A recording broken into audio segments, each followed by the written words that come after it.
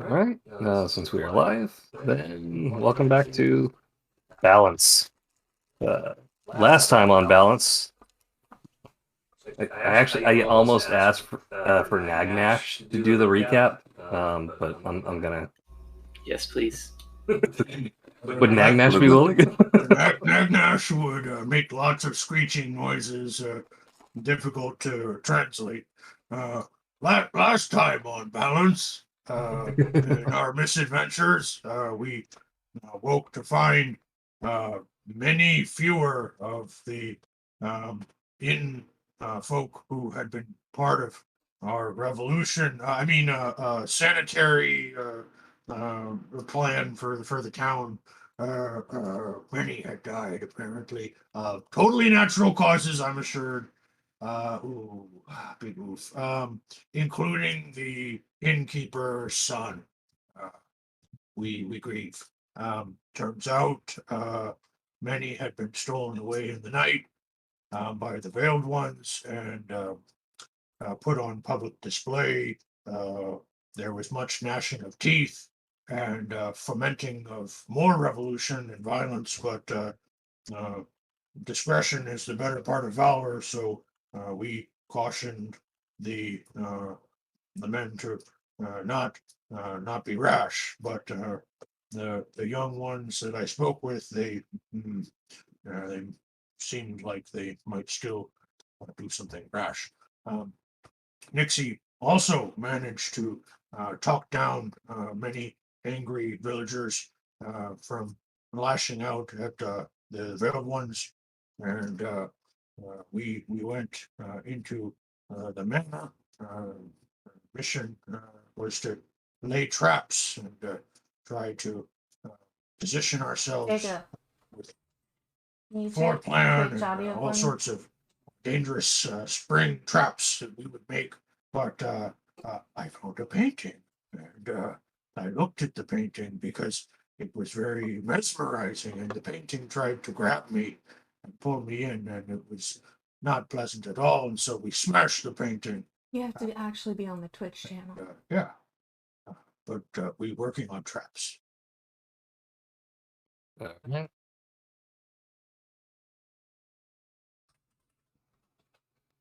Thank you for that inspiration. Of course. Yay! I am inspired. Alright. Yep. Alright, we're good. We got good audio. And Nagnash says, "Ah!" There are very few horses left in this city. That's why Yeah. Nagnash sounds so upset. He is. But you can tell that he's been frequenting the place where y'all sleep at night.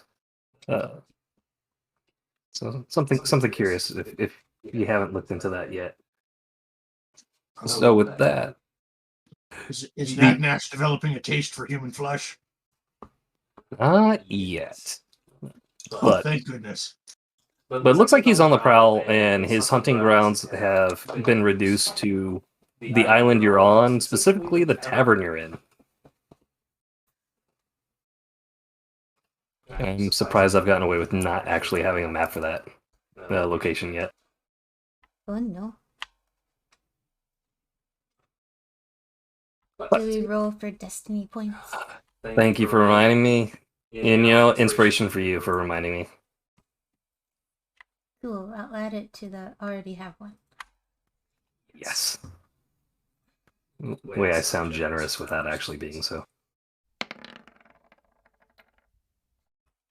Oh no, this is not going well. Lomar, you did a 1d20. I did. I realized it after I hit it. Yeah, I still want to take it from you, but I won't. They're right next to each other in the list.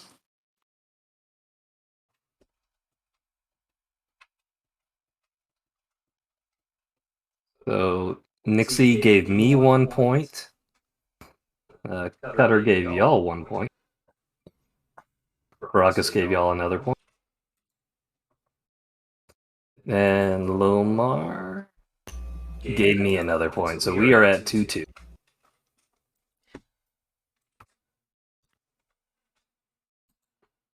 When our fifth player shows up, I'll let him roll, and that'll add to the pool. So pretty even start off. The party, after checking out the mansions and clearing it out, making sure that they're able to function in it,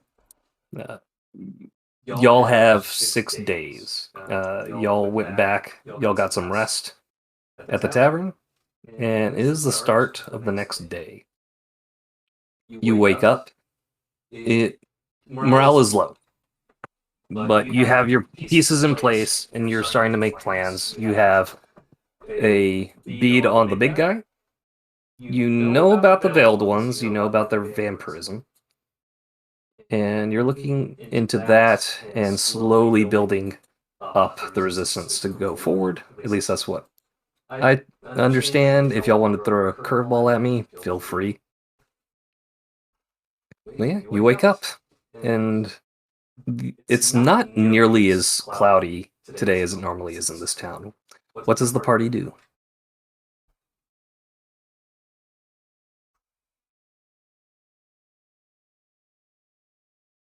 Oh, also, Lomar, you're no longer infected. You feel great today, and very hungry. And I guess that I'm going to be looking for some food.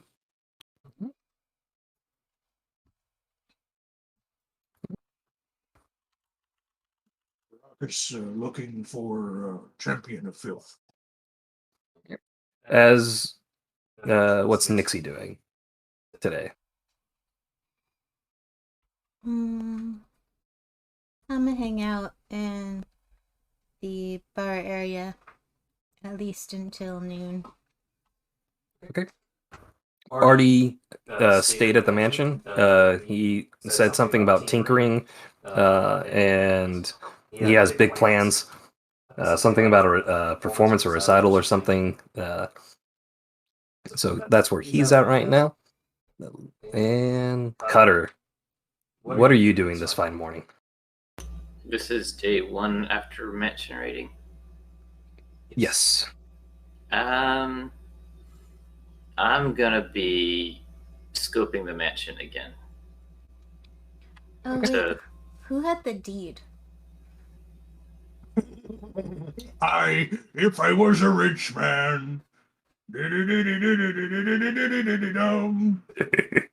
who's got the deed? I do. That is awesome. Awesome. I am a wealthy work. Oh, let's go check that out today. Yes, Okay. yes. Now that I am a landed noble, it is important that I find my plot of land so that I might climb atop it and sneer down on my lessers. Awesome. I'm looking forward to that. So you go downstairs. They have food, brewing, normal seafood breakfast fare.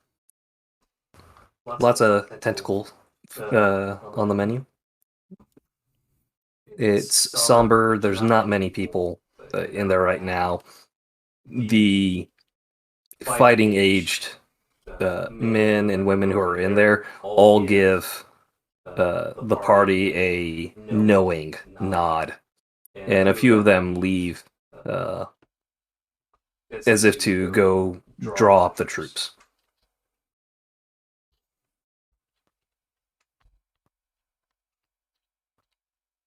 All right. There is no champion of filth waiting or any large cloakmen, but the bartender does call for Baracus Bonesnapper.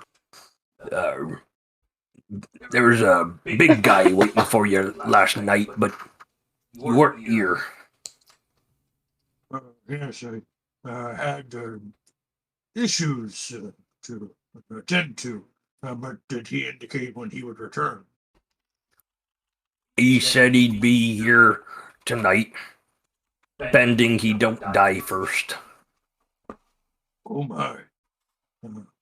Strong words from a champion of filth. Very well. I will impress upon him that I take this meeting seriously. Do you know when he arrived, roughly what time after the setting of the sun? Or at least 2 strokes of the belfry. I will return before that time. Very well. If he show up and you're not here, I'll let him know you're on your way. Yes, see to it that you do. I appreciate you greatly. In this time of grieving, I appreciate you more than you may know. I trust the Deep One. You'll make his death have meaning here. And he goes back to cleaning his cups and bowls and prepping food.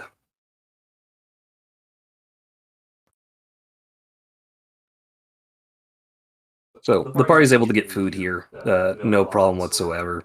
A few of the men who went out looked like they were gathering soldiers, come back with a few more, and they approach the party, but they stop about 10 feet away, almost at attention, waiting for permission to move forward.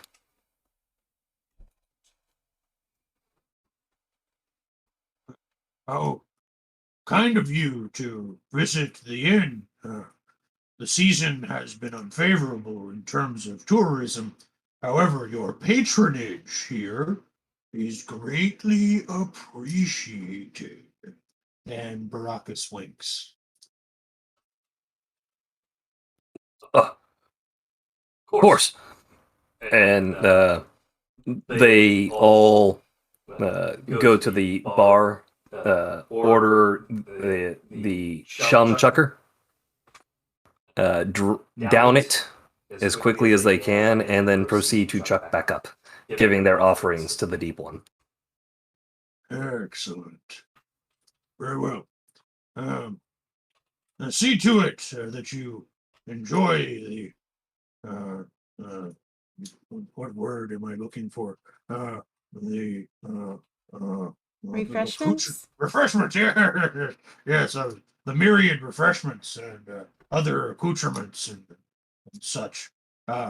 We will return later to see how things are going. Thank you, sir. My name's Cod. These are me mates. You got any big plans you want us operating on today, sir? Oh, plans. Yes. So the plan is we want to ensure the success of the inn and the innkeep.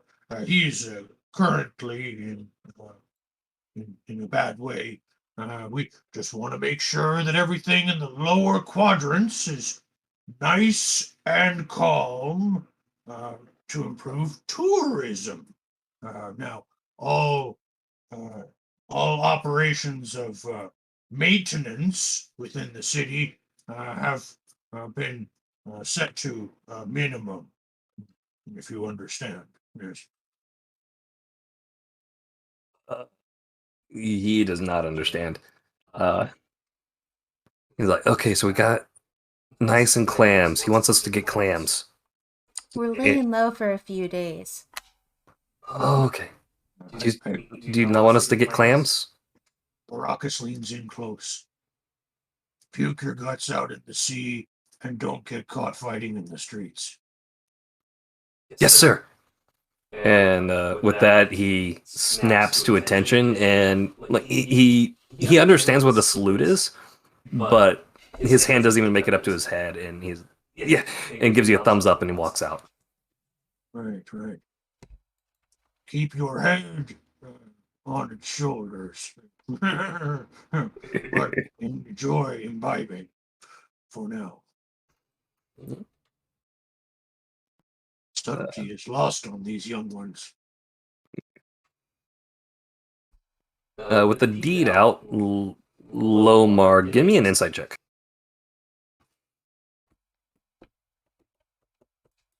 I'm so happy you're actually here so you can read this thing. Same here. Dirty deeds. Acquired Nice. Acquired dirt cheap. Dirty deeds. So you see that this is a deed that they were already talking about, so you're already informed of it. Not necessarily your expertise, but you read the part that's visible, and it's full of legal jargon. So there, in your experience, whenever there's that much legal jargon, it's probably to help support some bureaucracy that helps feed money into the city, state, or whatever government's running the locale. How did you acquire this deed again? Good bounty. It was chanced upon. Some might say serendipitously. Not so important how me acquire it, except to say it was not through illegitimate means. Yes. Perfectly legitimate. Baracus, we've been traveling together for a bit now. You can be frank with me. How did you get this deed? I pulled it off a corpse. Thank you. Well, he wasn't doing anything with it.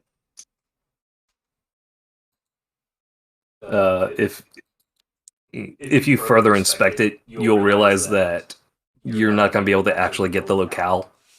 From that, you're going to have to go to a government office to have them process it, so you know where this deed actually goes to. You know it's in the city, I was going to probably say, inside the walls. I was going to say, have I happened to encounter or seen any type of government office since being here so far?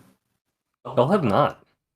Hey, Mr. Bartender, you know where we'd go to, like, have some property stuff, like, worked out? Yes, that'd be government aisle. And where would that be exactly? Oh, if you go up and then across to the belfry, that bridge straight ahead. And then there's a big building there. Looks all official like. That's it. Don't go to the other official like ones. That's not the ones you want. The one with the big G on it? Oh, yep. If you're looking at the map, there's definitely the cyan color G. Yep, that'd be it. Was that cyan set in character or no? No, absolutely not. I just can't stop using this voice right now. Oh, thank goodness, because Baracus might be colorblind. Never been tested properly. To me, it looked like Tiffany blue. Not that we know what that is, but Grumps tell me it's Tiffany blue. Tell me, Baracus, what color am I? Cauliflower blue. No. Me in a post-color society. Me not judging. What color is cauliflower blue? Has Lomar ever explained his color? I know we've talked about it before. I don't know if he has described his color though. Can't you just put it on the he is map? not officially. And when he does, I'm sure there will be some mishap with my microphone, so you guys can't really hear what Oh, and well played.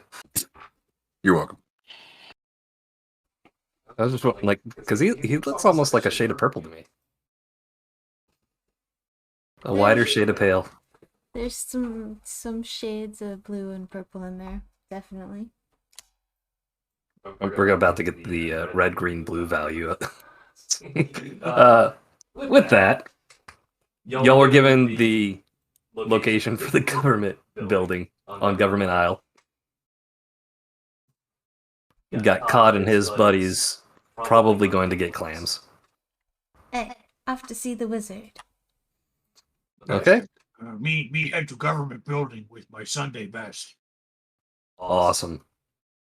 I'm We aware tried- the only thing I have. So currently, my Sunday best is also my Monday through Saturday best. So we'll just make it work. But yes. Do you have a necklace of elf ears that you wear on your Sunday best? I might choose to dress down in certain aspects of my military insignias and other adornments of trophy. But yes, I'm trying to look as regal as possible. I cleaned up. I even washed my face today without the same basin that I throw up in. Yeah. Let's give this a go. On y'all's way there, you notice that there's actually a lot more people out in the city today. Y'all have been here a week, and it has been mostly dead. Literally. Most of the bodies you've seen have been dead. There's more people out and about. It actually is challenging to cross the bridges because of how many people are moving right now. And you're seeing an influx of actual children, not just the Wesselkins that you're used to. When you cross the belfry, you still see the 6 sentinel black robes, but I would like an insight check from everyone who's going to the government building. I flew there direct as the bird flies. And Baracus probably did too. Did Brockus fly there on Nagnash? If Nagnash is willing, I know Nagnash has been in a bad way of sorts with food being less prevalent in the manner that he prefers. He's willing, but you notice that he is showing a lot of interest to the backside, actually like the bridge side of the tavern you're staying in. It's not a place that you've actually gone to, but he lets you go. But you do notice it, and it might be something you'd look into later if you care to. I most certainly would. If Nagnash has taken interest in it, it means one of two things: food or danger. Either way, I wish to investigate further. It doesn't press you enough to where it's something you need to do immediately, but we'll get to that when you come back to the tavern and investigate. Lomar, I'm gonna give it to you because you made the check for it. Not all 6 of those sentinels are occupied by actual animate beings. Trying to use the right phrasing for this. Animate sentient beings of their own free will. I got you. Lomar's smart enough to figure that one out. I wish I did. Alright. And with that, the party is now at the government office. It is not very busy, actually. You're surprised by this. However, it does take a long time to get there. It is at least an hour. You get to hear the bells in the belfry ring twice. Once when you are about to enter the doors, and then once more before your name is called. And they're willing to see you. Yes. I maintain my composure while waiting because my military experience has taught me the value of the phrase, hurry up and wait. Nixie is bouncing off the walls almost literally. As you're almost bouncing off the walls literally, you can see that the majority of the Bowengrot name, it's not defaced, but has not been kept up with. So there's grime and dust on the historical artifacts that are inside of this government building. And you can all tell that this place used to be fine. This was polished marbles, floors, and the waiting areas did not look like it was designed to have a long queue. So you could even expect that this place was efficient when it was built. But there were only like 4 people ahead of you, and it took about an hour. And it's your turn. A nice lady with frazzled hair and a just meh look on it. Next. I approach the counter with deed in hand, and I say, um, this deed has come into my possession, and I wish to be informed of the property into which I have come into possession that I possess. Let me see it. Yes, of course. And I hand it over. Yep. She inspects it, and you hear lots of "ums" and "eh," and then finally she looks at you. Okay, sweetie. See you in 7 days. May I ask why it's going to take 7 days? She goes into a long spiel of all the various offices and management levels that it will have to transpire through. There are the people who have to determine the owner, the longevity of the title, the taxes, whether or not they are in the clear, then the actual island it's on, then the actual street it's on, and then if that street has not had a name change in the past, and just going on and on and on. And then it ends up with being 7 days. Right. You Seeing can, like, as take it as like collateral or anything. right, I was about to say, seeing as how this is my only copy, may I receive in turn some form of receipt of my deed, verification that this is in progress, simple legal formality, I'm sure. Yep, right. And she writes down your ticket number, and her name is signed. She actually has really great penmanship, and she takes pride in it. You can tell. And then name. Yes, Baracus Bone Snapper. Bone Snapper, 1 or 2 words. I want one word. That's a Barakas,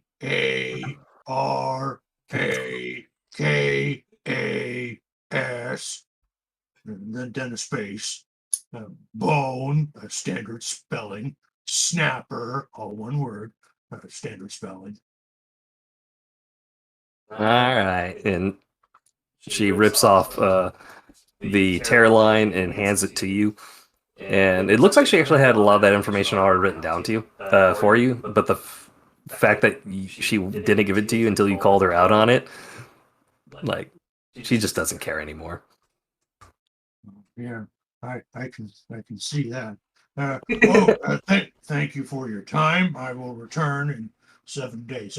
Is today considered date of receipt day 0, and tomorrow would be the first work day? Does that include weekends or merely operating days? Are we talking 7 business days or 7 calendar days? Just for the sake of clarification. Before noon, day 1 today. Oh, phenomenal! That is very generous of you. Thank you very much. The fact that you thanked her twice, like, she actually like smiles and blushes a little. I give her a sly wink. Yes, lunch. Lunch sounds lovely, my dear. Oh gosh, this is happening. Hey, Chico. I'ma go. Bye. Crimson Chalice, I'll see you there. Phenomenal. And Oh, then looking over my shoulder, I give the party a wink. Anything for the paperwork to be expedited, Oh gosh, I'm gonna have to expedite this, aren't I? Oh, Baracus. Yes, anything, whatever you want to do, bud. Hey, the ladies love a man in uniform. What can I say? My many years of service have taught me, if you got it, flaunt it. Oh man. So this frizzled brown-haired lady, I didn't describe her enough for you, but it's gonna be perfect. That's And okay. now you have to. No, Yeah, that's doing that for the Crimson Chalice. It's okay. Baraka see the beauty inside. And inside is expedited receipts. Beautiful. Sensational. Best thing about that is there's no downside. It's not like she could ever do anything to harm y'all after this. Oh no. I'm going to have to maintain this relationship. Yep. With that, the party has their, I guess, the longest time it would take them to get their, the location of their deeded land slash abode slash maybe business location. We'll find out what the zoning is. Yeah. Actually, residential slash commercial, so it depends. Yeah. Oh yes, mixed commercial residential is the best. It affords me many opportunities. Yep. Think of it. So there. The party is now free to do something else, unless they want or have any more government questions. She's feeling very flattered, and maybe more willing, but probably more willing after a glass of wine at the Crimson Chalice. Right. Crimson Chalice, 7 days lunch. Got it. Don't be late. And for reference, that would be the yellow T on the map. Copy that. Actually, I'm going to change that to a crimson red as well. Why not a crimson? See? Did I not say that? What? You said Tango instead of Charlie, but I assumed T for tavern, Tango Tavern. But if you want to There you change it to Charlie Chalice, that works. Yep, Charlie Chalice. Yeah, I'm going to keep them both there. So there you go. I can mostly wait today. Perfect. It's not necessary as a DM. We got a Charlie Tango. Yeah. Oh gosh, got Tango Charlie. Oh man. So with that, This is great. it is halfway through the first day. Y'all got half a day and 5 days more for prep. What's the party doing? Don't we need to like take some bodies off some hanging trees? Y'all mostly flew directly there. Even Lomar can fly. So did Cutter walk there? Oh, I was You already at fly? the mansion with Artie. Oh, you were at the mansion with Ari. Okay, Yeah. Doing prep work. gotcha. DM, Yes, Lomar. Lomar can fly? Don't you have winged feet? That's Artie. That's Artie. Okay, my bad. Lomar, did you walk there? I will take any flying feat the DM wants to give me. I mean, Well played. but yes, no, mean, yeah, could have I just carried walked. you. Okay, You're no longer works. infected. Yes, I am free and clear. And also, for the record, in and out of character, I am so happy to no longer be sick. Me too. That would have been so sad. I really like Lomar. Thank you. That being said, what's the party doing now? Because it does look busy, except for on Government Isle. There's not a lot of people on Government Isle right now. Um, The opportunity presents itself. I wish to further investigate the housing that Nagmunch was interested in. Okay, so that's back at the tavern. I want to check out the hanging trees. We'll go next, Steve, to the hanging trees to kind of stretch my legs and get some stuff done. I'm gonna go with Baracus first because alphabetical order, and then I'll go to the Lomar and Nixie because unless Cutter is actually actively doing something, is Cutter actively doing something? No, just trying to boost any rolls I make later on. Okay, Roger. All right. So with that, Baracus Bone Snapper, you get back there and Nagnash is really trying to get into a part of the tavern you haven't really noticed before. It is stables. There is a horse inside there, and there is a little kid guarding it. He is scrawny.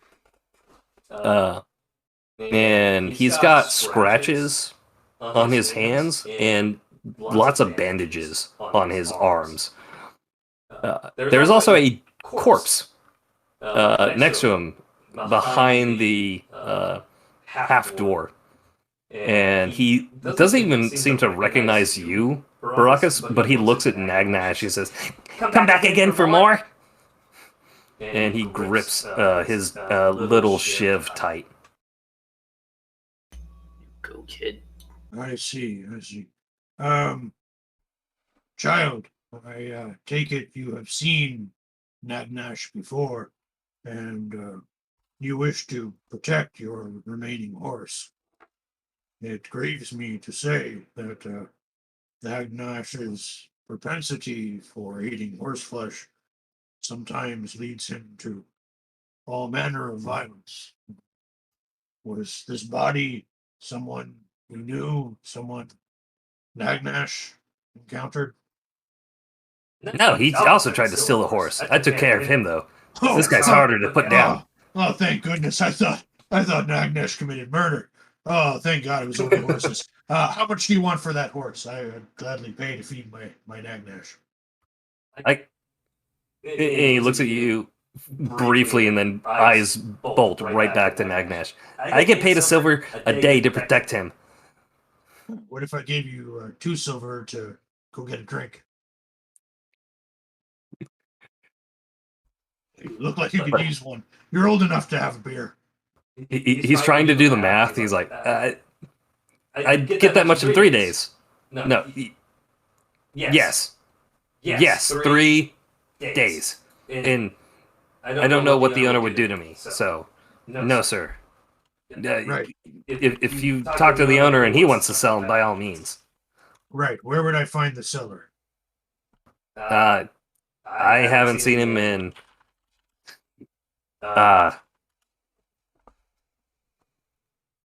weeks. Oh, But he picked up front, so he's still good. Once his money runs out. I see. So you said you haven't seen him in weeks, but how does he normally pay you? Does he leave money in a drop spot or some kind? Or what's your arrangement? No, he comes back here normally once a month.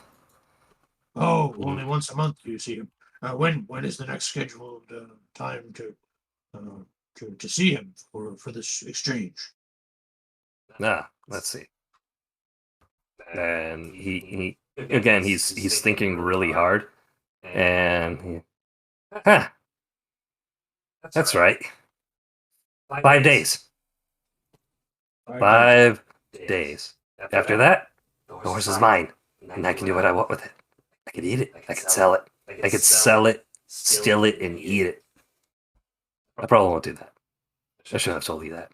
So you wish to eat the horse as well? Are you hungry? Is that what this is about? The horse will be yours. Why after 5 days would the horse be yours? If he doesn't pay, and it's still here, property becomes mine. It's my job. Oh, okay. So you're expecting how much pay in 5 days? 30 silver. 30 silver. Right. So if I were to provide you that money, 30 days worth of silver, 30 silver, which by my math is like 3 months worth of pay, then, right? 3 months worth of pay, kid? Like first he believes you, and then he's like, no, that's 30 days. 30 days. Right. But he pays you a silver a day, so that's like 3 months worth, right? Give me a deception check. you might pull this off. Sensational. Let's try this.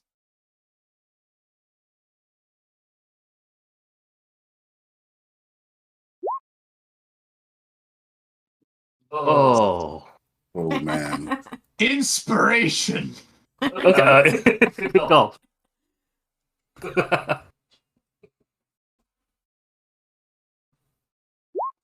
Wow. Okay, I just for the record, back-to-back ones. Yeah. Destiny? Absolutely not. Actually, you know what? I'm burning to Destiny. You trick him. Oh, phenomenal. Wow. Much This appreciated. couldn't come back to bite us. No, no. Good Again, this is only if the party agrees to it. Kid sells it. Hey, the Owners- DM's spending his points. I see no downside. All right. I say no. That usually means all downside. Yep. The owner will be very interested in what happened. I see nothing wrong with this arrangement. So Poor kid. I hand the kid 30 silver, and I thank him for his dedicated work in the stables, and let him know that his services will no longer be needed. Thank you. I can't believe it. This is like months, no, years worth of pay. I'm gonna eat so good tonight. You most certainly will. Be safe in those streets. Yeah, thank you. Name's Spinner, by the way. Appreciate it. Yeah, you have a good one. All right, bye-bye. I almost named him Speckled Trout, but Spinner worked better, I think. So, with that. So with that, I look to Nagnash and I go, so Nagnash, you want to have a little fun with this one? It is excited. It shakes its head and almost neighs like a horse, but it comes out like eagle type, like ah! And it is expecting you to slap it and let it ride, I'm assuming. Yep, I would expect nothing less because there has to be chase in order for this to be worthwhile. So yes, a stabled horse is not a proper horse, Nagnash. Run free as the something free, and I give it a good swat on the hindquarters, making sure to stay well clear of the legs, because they kick. And off the horse goes, I presume, making sure that it's obviously free of anything that's keeping it within the stable. I assume there's no tack or harness or anything like that on it that would impede, the hunt. Nope. All that was removed. So on top of this, there is a very nice saddle. You've been around saddles before. You feel if you were to sit on this saddle, it'd be really hard for someone to knock you off. Phenomenal. Would this saddle, I don't know, be usable on, say, the Griffin? Or is Absolutely. phenomenal. You feel like it would make you feel cavalier in taking it. Excellent. Sensational. I'm going to go ahead and take this saddle and perhaps sell my old saddle for a hefty, tiny little profit to make up for the 30 silver that I just gave away. That, I think, was a serious win. What are you gonna do with the dead body? Well, it's not my problem. I don't own the stable. You don't want to make an offering? Oh, right. Throwing it in the water. Would look really conspicuous if I were to be seen dragging a body out of the stables as I just let a horse free. But I don't know. Bodies, sacrifice to the deep, be implicated in the murder. What the heck? I'll go ahead and throw it in the water. As you're about to do that, the kid looks at you like, "Wait, no, that one's mine. What do you want?" You're claiming the corpse. What do you plan to do with this kid? Are we going full Donner party here or what? I sell it. There's plenty of people who want to buy bodies. Cadavers for research. Yes. Well, how much do they pay you for these cadavers? He doesn't look infected, so not much. Normally they only give me about 5 silver. 5 silver. What a shame. Let's see. I jingle my pockets. What have I got left?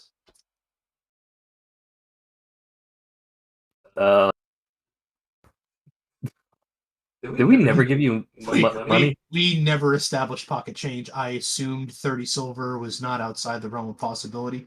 But now that we're digging back into the pockets, I figured it probably would be best to establish. Roll me a d20, a d100, and d100. Sensational. 20, 100, and 100 coming up.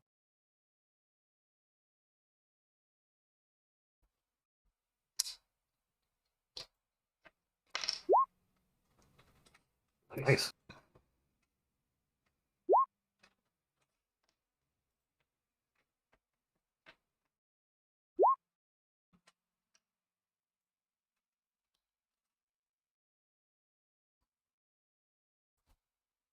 You have 15 gold, 54 silver, and 9 copper left. That's 84. Yeah, but Yeah, no, less 30. I can math. Ah. All right, I'll go ahead and throw him the 5 silver, and I say, and as a personal favor to me, just simply deliver it into the water. If you would do that so that I not have to sully my hands, it would be most appreciated. So I ask him to dump it in the river so as not to implicate myself. 2 birds, 1 stone. Yeah, that's like a month's worth of. Thank you, sir. Absolutely. I could not, in good conscience, let you drag that body all around town for measly 5 silver. Best to dump it in the river right there and let nature take its course for 5 silver. Thank you. Thank you. Yes, and if you need anything else from me, let me know. There's no more horses to guard, so I'm gonna have to find something else to do. But I'm set up for at least a year. Well, Spinner, Speckled Trout, whatever your name was, if you ever need me, you can find me at, and I point just behind me at the inn, and I go, and just ask for Baracus, and I'd be more than happy to try and find you some work here and there, should you find your great wealth spends faster than your anticipate. We can find some manner of work for a strapping young lad such as yourself. Awesome. He nods and runs off, and you can hear him shouting about getting some food. And also he says, "Spinner, my name's Spinner, but you can call me Speckled Trout if you want." Right, fantastic. So I'll see you then. Hopefully, maybe. Oh, absolutely. I guarantee it. Fantastic. This investment's paying off. Dividends. So with that, 35 silver spent, body thrown in the water. I am not implicated in any possible way. Who's going to believe this child anyway? And Nagnash, I presume, is off chasing his quarry. Yes. And with that, I'm going to cut to Lomar and Nixie, and I'll leave the cliffhanger of how that horse chase goes. Fantastic. Okay. Nixie and Lomar, how are y'all going about checking on the bodies? Lumar, want a lift? Yes, please. Okay, I'm gonna do some flyovers. Yep. So that one does not have a cloaked figure watching over it right now. Yeah, cool. Lumar, let's get it down. Aye, aye. As you descend, you notice that this corpse, it's really decayed very quickly. It is dry husk, looks completely drained. Y'all both have seen enough corpses to know the process of death, and this seems somewhat unnatural to you, if not very unnatural. The crowded bodies that were around them the other day are just walking by like it is not an issue anymore. You actually hear and see people going about their day, needing to go shopping, talking about having to take care of food, and not wanting to have to go near the canals again in hopes of chopping up a tentacle just to feed themselves. But no one tries to stop you as you approach the corpse. Is anyone even looking our direction, or are they just completely oblivious and going about their day? There's a few that give you both odd looks. Y'all are not native to this world. The fairy is not a person of questionable hue. Is not as well. But y'all have been here a week, and again, y'all haven't seen a huge crowd, and now there is one. So yeah, they look at you and they acknowledge that you exist, but they do not engage, or even seem to care anymore. Okay, I'm gonna let you walk, and I'll carry this one back to the inn. Fine by me.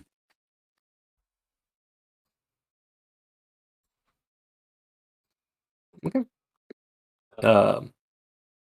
So you attempt to detach it from that, and it is very challenging to do so, Nixie, even for you. Oh, Lamar, can you help me get it down? I was going to say, how high up is it? It's a good 5 steps up, but there's a step ladder built in to this device. So it's definitely designed to display these bodies. As you step up, you notice something. Give me an Arcana check. It's an easy one for you, but you might miss it.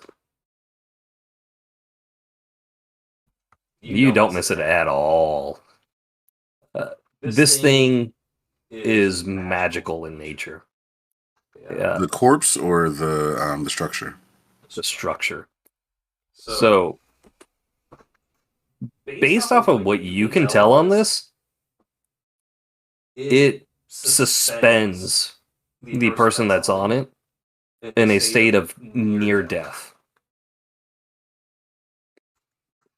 And if you're right in how you're reading this, the person could still be dead. How long they get into it, you know derivatives and how that works, and closer to 0 as it slowly or quickly bounces down, but then slowly peters off. This thing's only been up a couple days, so maybe the person on it's only suspended in this near death, and they might be able to be brought back. And by that I mean they're not actually dead yet. Maybe they can still be preserved. Yeah, I'm going to explain that to Nixie. Nixie, this structure appears to kind of halt a person's condition. I don't know if they're alive, but this might kind of put them in a state of suspension. Might want to be careful as we're taking them off of this. Okay. And because you got above 25, it's got a trap trigger. So if they're not taken off correctly, it does kill them in a very conflagrated matter. All right. Well, new information. Stop. There's something else here. If we don't do this just right, if this person is alive, then they may no longer be. So we may need to be careful about how we go about this. Okay, how do we disarm the trap? That's a good question. I want to try casting Dispel Magic. As you do, you're comfortable enough in this world now that the weave connection's making sense to you. It's a little bit tangled, but you're able to pull it off now without any hitches whatsoever with the spells you know. So you cast it, and as you cast it, yep, you actually notice that the lashes that were holding the body onto it slack. They were very taut before. They slack, and the body just slides right off and splats onto the ground. I want to go to the body and see if I can find a pulse or whatever would be the equivalent for this creature. Can I make a reaction to not let it splat on the ground? You know what? I'll let you. So, dexterity check. Or saving throw, whichever one's easier for you to pull off. Nope, yep, splat onto the ground. You try. And oddly enough, it slips through the small gap between your arms. That's Like you were very expecting him to like clever. fall forward, and it just slid down. Heh. That didn't go as planned. Next time you do that, make sure I'm already holding it. I didn't know it was going to do that.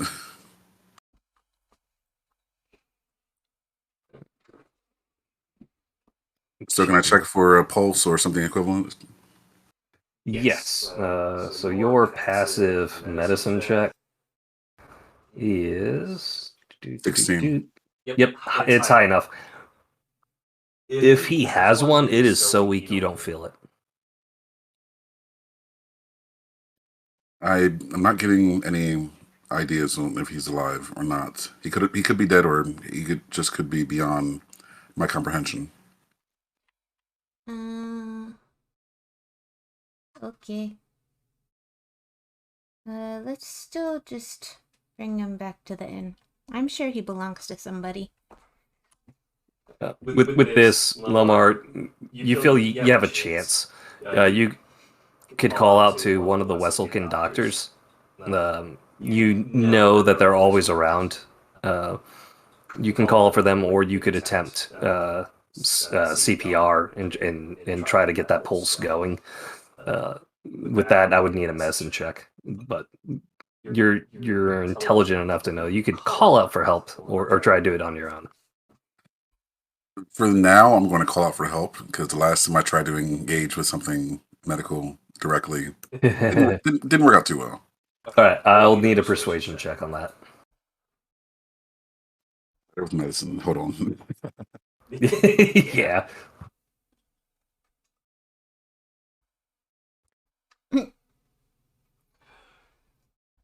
Yeah, the people continue to walk behind you. You do see one of the Wesselkins approach and then immediately looks at Nixie and gets lost in the crowd immediately. Hey, Sir, Captain, please, we please, talked come back, about please. this. And you're unable to find the Wesselkin in the mix of the people who are just constantly foot trafficking through there. All right, I'm going to go against my better judgment and perform CPR because I'd rather help than do nothing. Dude, bold. I like it. I have no DM points, so I can't invoke anything. Dang it. You try. You're pounding away, and you're doing it. You're stay alive, stay alive. Perfect. And you get no response, and it looks like a lost cause at this point. I refuse. I'm burning inspiration. Oh, you're not dying on me now. Do it.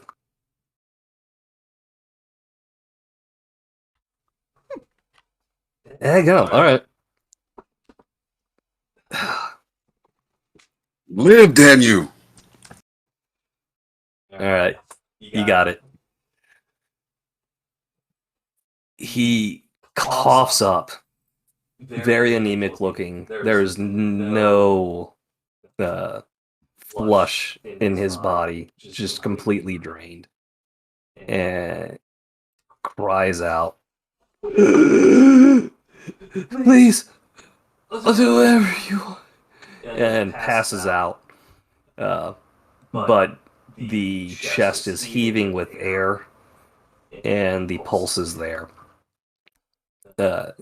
You have resuscitated this guy. He is still very much near death, though, and will need care or some kind of healing. You got a cup of water? I can put honey in it, get something into him. I got my water scan. We can give a little bit if that helps. I put some honey into his water skin. In his passed out state, it's somewhat automatic. Is just suckling at it like a babe.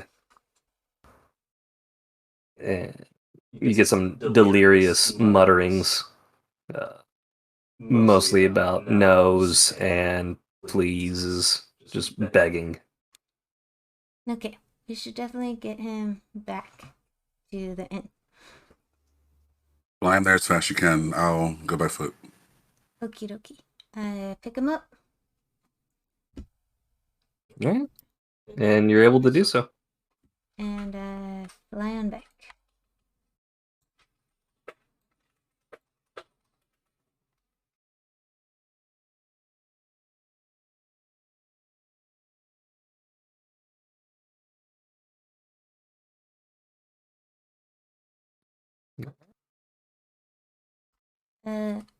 I go in and I say, bartender, do you know this man? He's a bit gaunt, but we took him down from one of the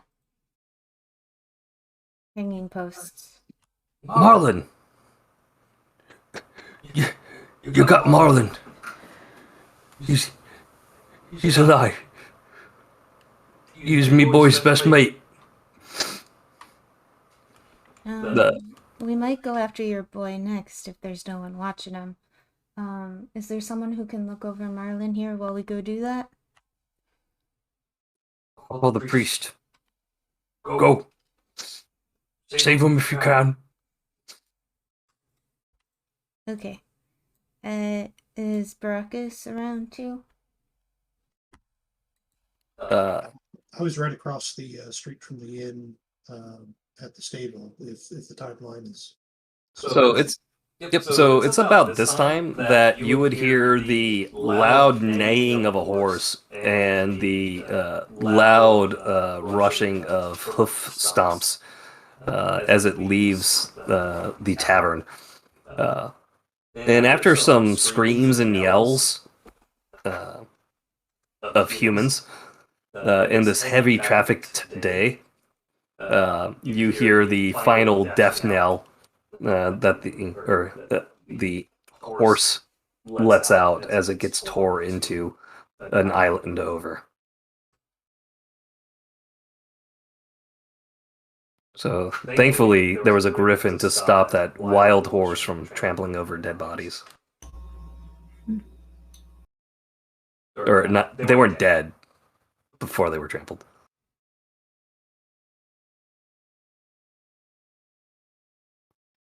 perfectly balanced, as all things should be. Yeah. Okay. I'm gonna go back over to this one and see if I can see Lumar on the way. Okay. So Lomar, you left here on foot, right? Yes, it did. Yeah. Okay. So on your way down here, this too has no cloaked man on it. You see the same arcanic symbols on here. Unfortunately, there is a difference. Where the other one, the arcane symbols, they had a glow to them, a slight red hue. There's no hue emanating off of these ones. And you're able to piece together what that means pretty quickly. That it's not active, or what? He's Yeah. already dead. He's already gone. There's no more life force to sustain. It is derivatized enough. That's a real word, right? The limit has reached 0.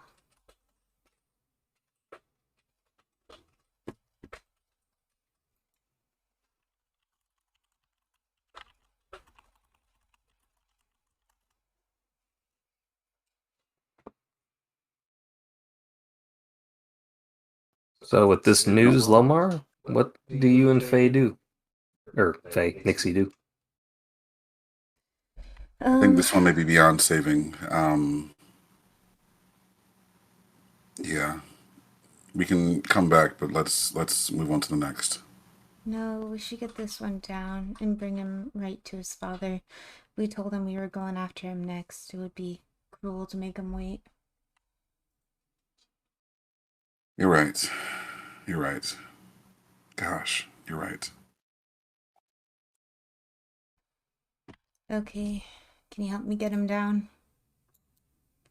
I will do my best. I'll cast grab Mage Hand. onto it. I'll cast Mage Hand to have another hand to kind of assist as well. Oh wait, Oh. aren't you going to dispel it? He's already dead, so I'm not Oh, entirely I thought certain. something was still keeping him up there. That's the runes are no longer emanating. Let's see if they can just come down first. Okay.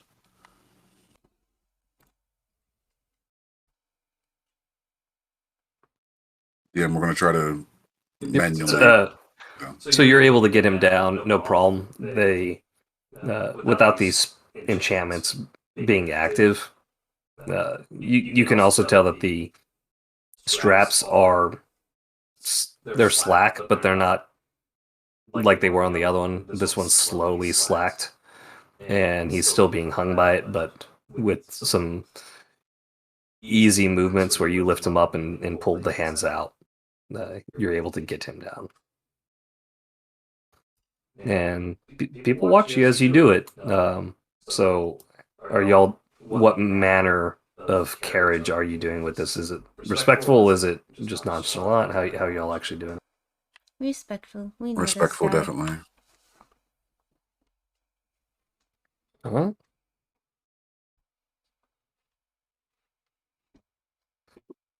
People notice. Although I what will you look do? at the crowd and say, would anyone care to help? Oh, persuasion check. I like it. I guess a bit more gruff. Anyone want to help us? You can tell they want to. They really do. But they look at you two, the corpse, and then they look right back at that instrument of death. And they just go on about their day. And you can tell it really hurts some of them that they're not brave enough to assist you in this.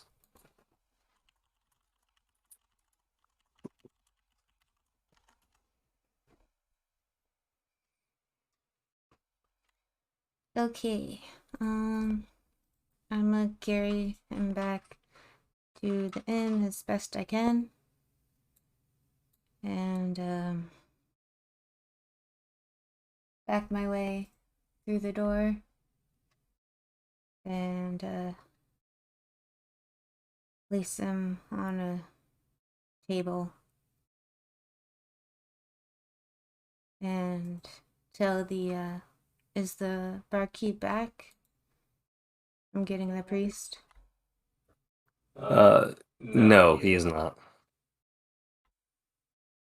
Okay. I tell as standard by, I'm sorry. The barkeep's son has passed. There was nothing we could do. He was already dead. I'm going to go after the others. If there's a sheet or something someone can put over him, that would be best. But I must be off.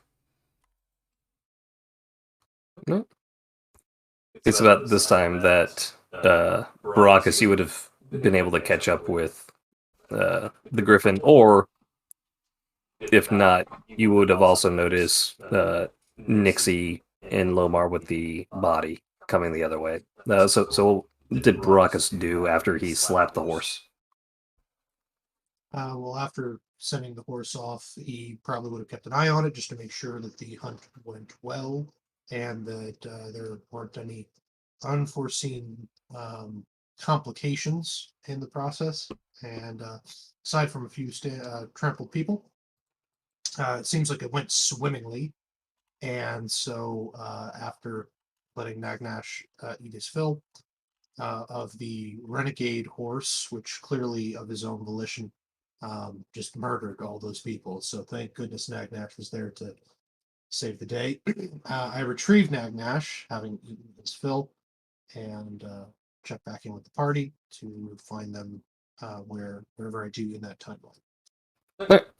With that, as you go after Nagnash, you are able to check out the people that were injured by that crazy horse. Two of them are dead, but there were about 3 or 4 injured that seemed to be able to recover. They got knocked down, but they're fine. But there are 2 bodies, and they're right on the bridge, just right on the bridge. Okay. Well, I'm grateful to those who got knocked down, but they got up again. Nothing's ever going to keep them down, I hope. But but they seem to have recovered from their injuries. And I say to one of them, "Are you all right?" Yeah, got the wind knocked out of me. I hate this city. You'll be all right, Danny boy. You'll be all right, Danny boy. So with that, I take my leave with Nagnash and make my way back to the party. Real shame about those 2 dead people, but you can't make a horse omelet without cracking a few skulls. Well played. Yep. With that, I'm assuming you're all going to go to each one.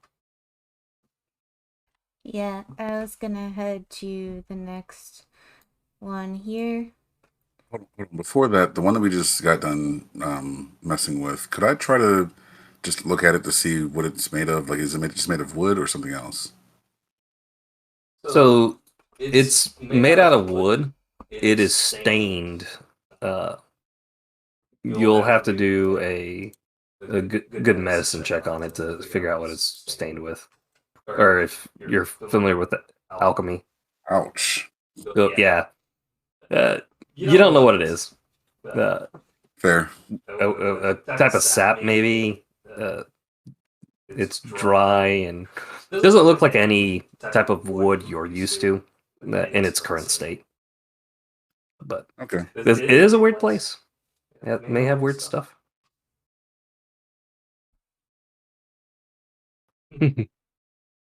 Actually, you know what? You think it might have magical properties to it. You might be able to make a wand out of it.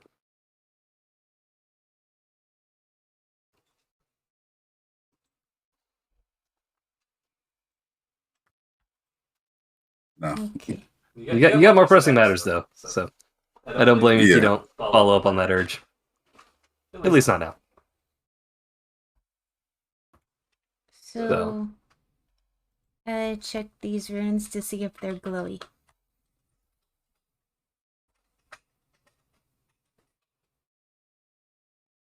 All right.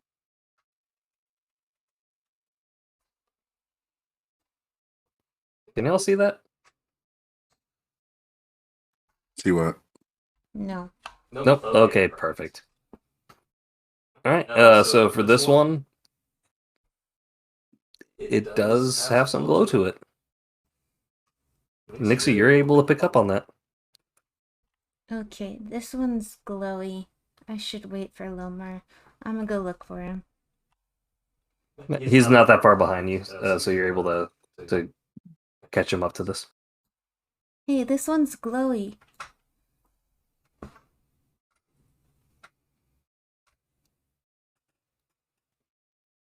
I'm here. I say, hey, this one's glowy. Can you help me get him down? I'm gonna hold on to his shoulders. All right, burning another spell slot. With that, the lashes go slack and slides right into Nixie's capable arms. And this guy is still breathing. Okay, let's get him back to the inn. I fly directly back to the inn. Okay.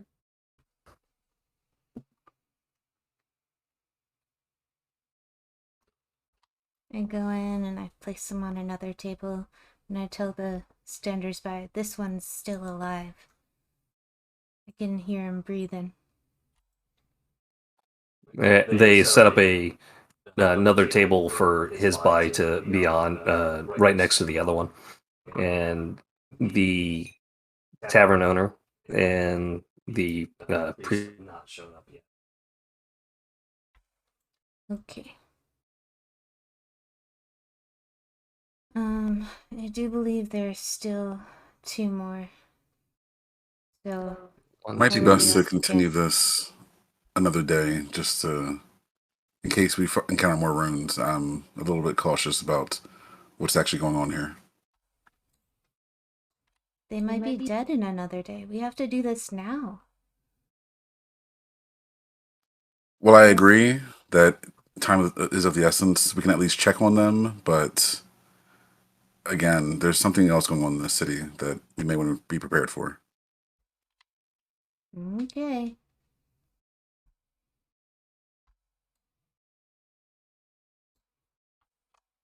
I go over to the next island and try to see if the runes are glowy. The runes on this one are not glowy. Okay. I'm gonna go check the next one. Okay. As you go over to this side, I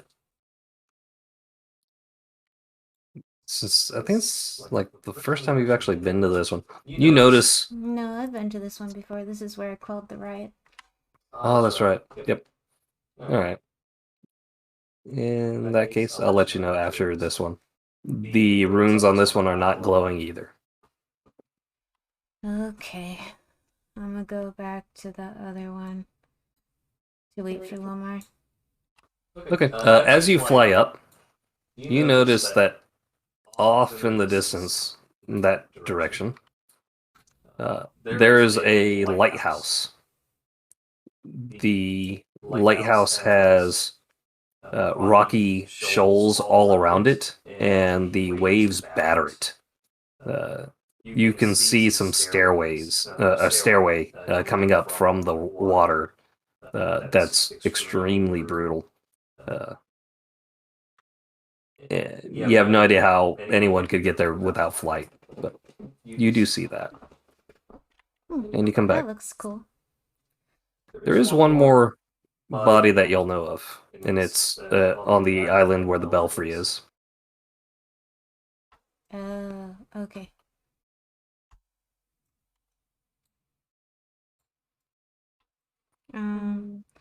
I come back and I find Lomar and I say, the 2 in this direction don't have runes glowing. I'm gonna go check the one on the Belfry Island, and I'll come back here and get you if it's glowing, okay? All right. I come and check this one. So you check this one, and the runes aren't glowing. You do see a old lady. She's got her little setup right here, and she's doing like marionette puppets, puppeteering for kids, and they're all around her. And she's doing a play. Do you care to listen in on that at all? Sure. Whatever I overhear.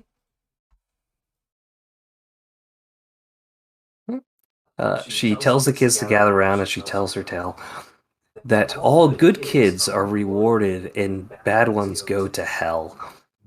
They'll be taken in the night and stuffed into a bag, beaten and bruised, and would cry out for their dads. Sold into slavery would be the best punishment. Instead, turned into pies, still conscious and chewed upon. They would be. So be good and do no evil, or you will be taken away. And she is enacting this with these puppets, showing the main puppet, which is looks very demonic, and has a big bag, and it is snatching up the naughty children and throwing them in there, and patting the good ones on the head and giving them candy as they go away. And it looks like many of the kids are engaging and enjoying it, and she is smiling throughout this horrible tale she tells. I'm gonna go report to Lomar, but then I'm gonna come back and talk to her. Okay.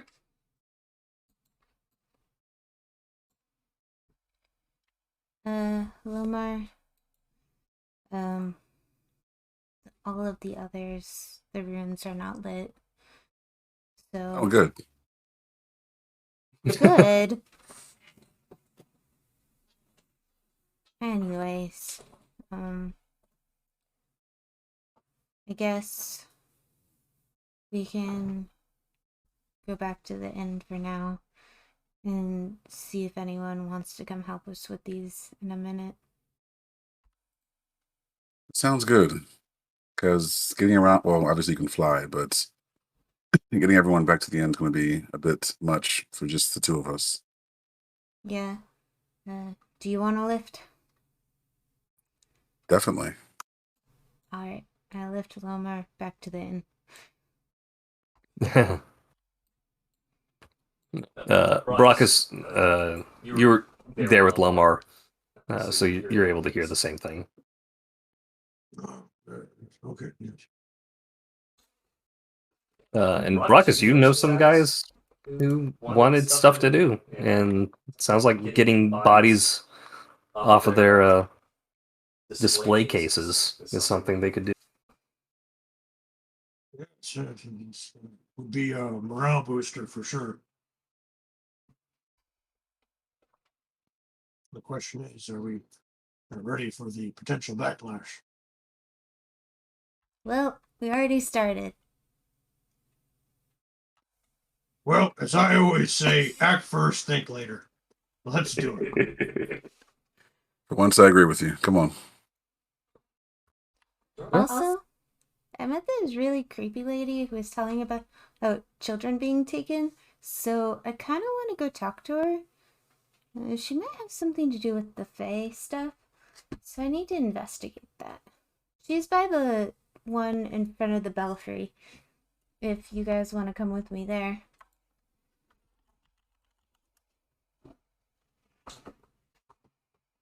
I Sure. don't see a problem assisting with that. Let me just rally the troops real quick and set them upon their task, and then leave them completely unattended while we do that. I'll be right back. Like Tyler Durden, they've listened to you, and they're already ready to obey your commands. Fantastic. His name is Robert Paulson. His name was Robert Paulson. I mean, you don't have to leave them unattended. You can say no to coming with me. They were left unattended. Sensational. I mean, they'll be attended at the one we're near, right? 1 out of 3 isn't bad.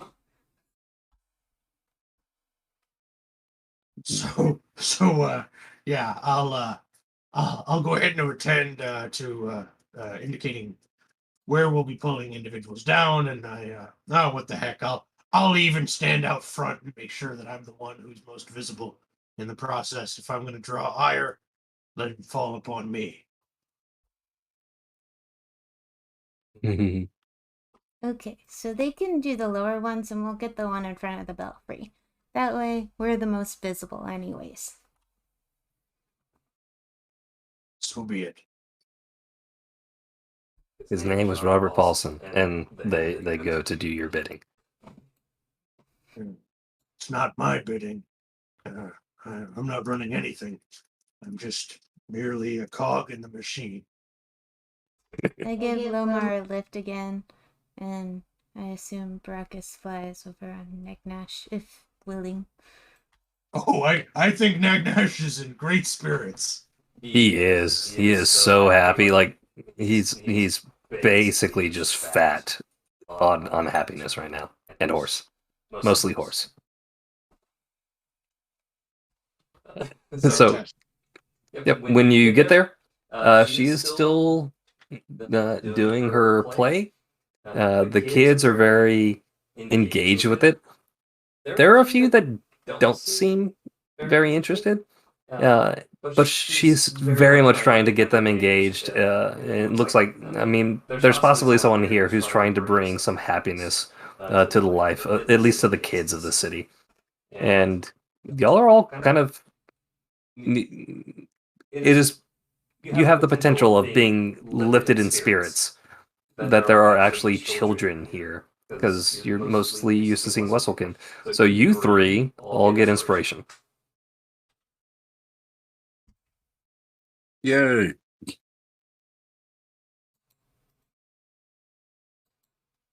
Especially excited to use mine. Yep. Yeah, I figured I can't tell you about this inspiring story and be like, you get to choose whether you're inspired or not. I'm like, no, I'm just gonna inspire y'all. I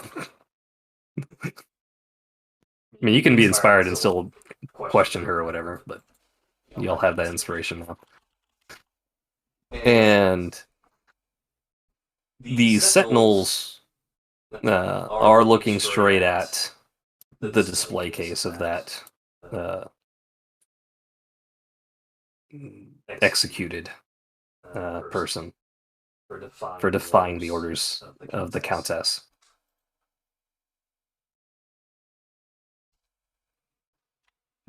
We should probably talk to her first and then get the body down. Just in case it leads to a fight. That's a smart way to go on about it. I agree. Okay, when she finishes her play, I go up and say, hello. She streamlines her performances very nicely into the next story. But she can tell that you're wanting to talk. So she tells the kiddies, Granny has to talk to some nice people, please. Be good, or the bagman will get you. What can I do for you, dearie?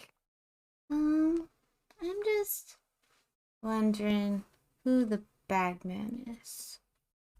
I'm just wondering who the bagman is. Oh, the bagman, he's from my stories. He takes up the little kids that are naughty and deals with them. It's a good way to make sure that kids stay nice and innocent and pure. He also has a nice bag of good toys for good girls and boys. So, he's not all bad. Oh, lovely. So is he a fae?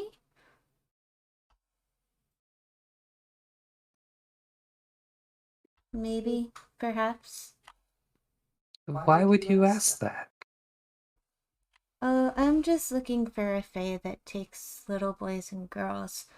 I'm just wondering since it seems awfully much of a coincidence.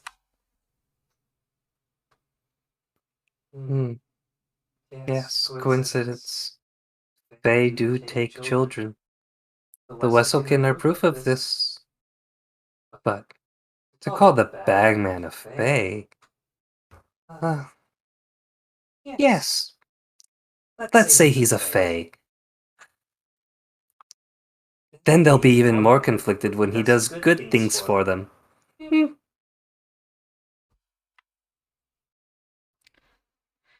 So you're saying this character is purely fictional? Well, isn't that where we all start? From stories and dreams? Indeed, that is where I started at least. Hmm. I've learned that there tends to be some truth in stories. Is that the case in this situation? Oh, I'm sure there is. Forgive me, but a Fae asking if my bagman was a Fae, I was concerned you took offense, and your kind, well, you and the bagman dealing with naughty children are not too far apart. I myself do not deal with naughty children or guild children or children at all, really. Except for the Wesselkins who kidnapped me. So, I now have to figure out who actually is doing that to clear my name. You wouldn't know anything about that, would you? About your name? Oh, no, no, no, no.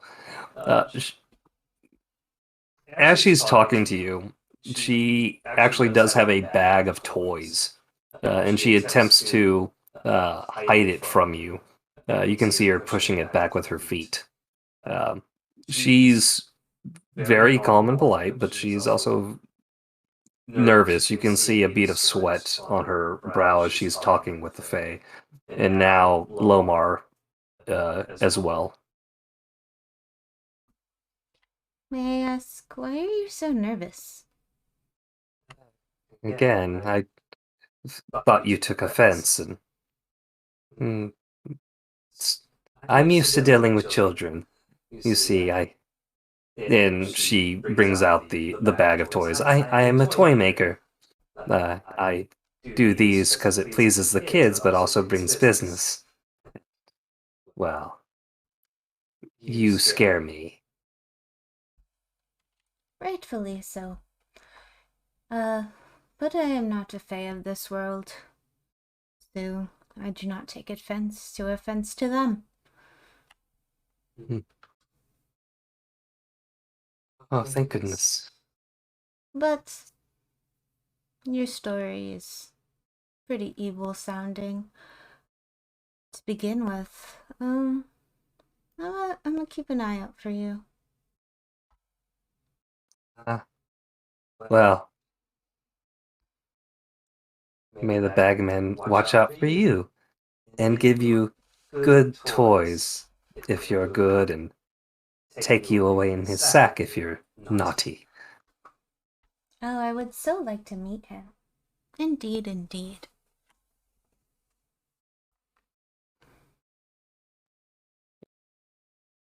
Uh, Actually, that's where she is. Her shop is elsewhere. I'll put the P on her shop so you're able to find her. Okay. And where is your shop if I do so want to check up on you?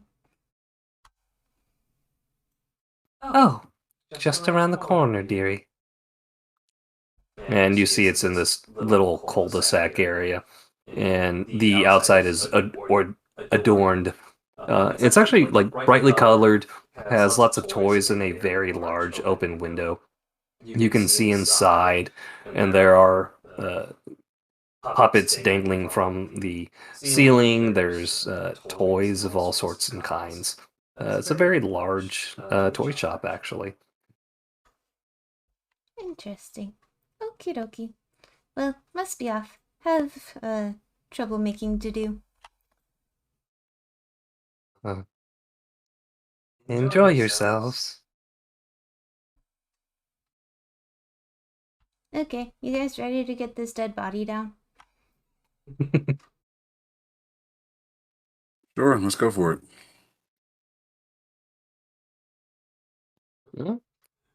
This one's easy for you to do, nothing to dispel. And as you pull it down, what is Baracus doing? Baracus is pretty much just along for the ride, unless anyone engages him directly to opine on the situation. He's basically just taking a breather and let everyone else do their thing. Uh, as you pull it down, you can tell one of the sentinels is starting to move their jaw up and down, and you hear a somber song. It is moving. It is giving you imagery of an angel mourning. It is a mournful song of loss and glory and cheated uh, riches. And it is very moving to you all.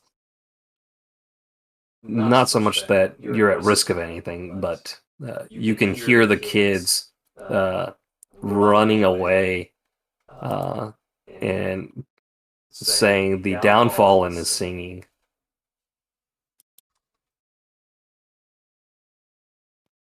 And they're covering their ears, and they're all very frightful of it. But it's just very sad and very beautiful.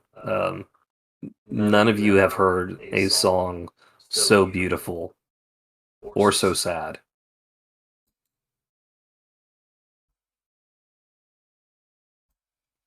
But other than that, it does not move towards you. So wait, it's just like floating there or what? Yeah, it is standing sentinel in front of the belfry, but it is singing, and it is singing loud enough that y'all can hear it. Oh, so it's one of the vampire dudes. Okay. Yes, this is one of the vampire dudes. I thought one of like those angel people got summoned, and I was like, oh no. Yeah. That absolutely didn't happen. Yeah, you're able to get it down. Now that you have the body, it is still singing right in front of the belfry. What are you doing? I'm gonna fly the body back to the inn and skirt around the belfry. Give it a nice wide berth. Okay. So keeping about the same distance that you're currently at, not getting any closer. Yep. Okay. Yeah, you feel if you were to get any closer, the emotions that that song is invoking would be overwhelming.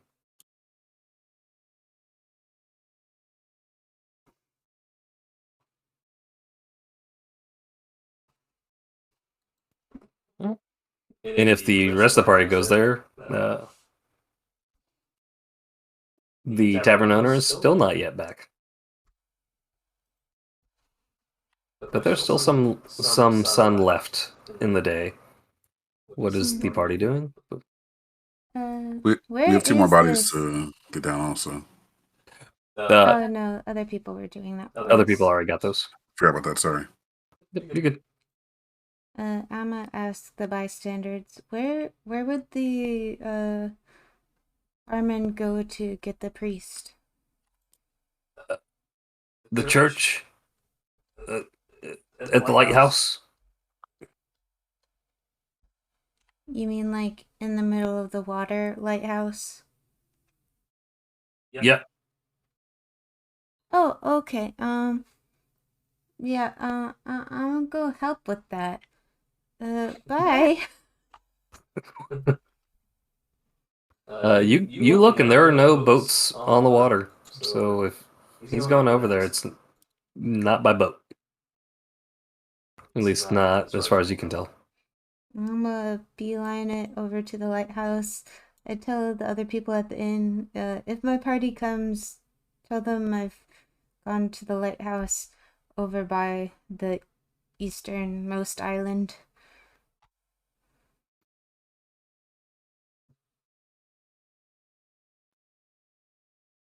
Alright. When you get there, flying as fast as you can, it is really hard for you to land there. the waves are not the only thing that kick up. Where it's at, the winds are strong, galeful winds. It takes a lot of your effort, but with your athleticism, you're able to pull it off. But you feel that anyone who's not as strong as you trying to make that flight uh, with physical capabilities would be exhausted. Um, But you get there, and it is a large lighthouse. The engraved images on the doors uh, are that of a great eye, crusted and long tentacles reaching out, and from it giving birth to the city of Lysic. beauty. I knock on the door. You knock on the door. It has a nice hollow, deep sound. You can hear the insides probably very barren and no sound happening, which would probably suck there. But there is no response. Is the door unlocked? You attempt to open it, and it opens. Okay. I shall look inside, see what's in there. So inside is, again, cavernous, very open, well polished, well swabbed.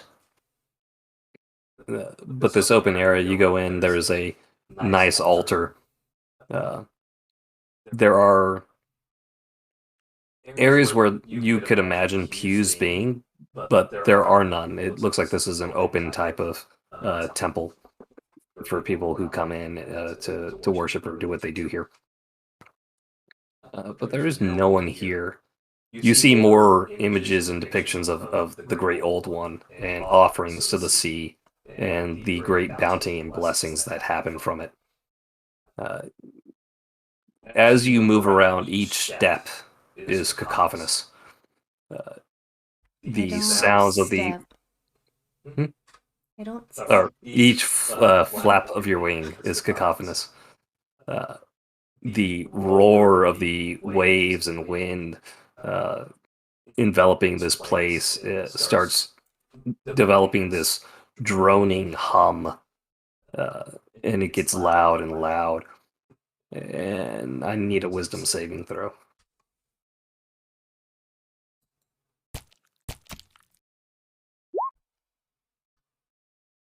Yeah, that was a pretty good roll. Yep, good job. You feel like you could get lost in that sound and be driven mad. But you've dealt with mad people before and crazy situations. You're not so weak that you're going to let yourself fall for it this time. But you know staying here is risky for your psyche, and there's no one here. And you don't see another way out. Like there's no other tiers going up or down or anything. Not that you see. There is a spiral staircase going up, but if you follow it, it's just a staircase, and it goes all the way up to where the torch light is for the lighthouse.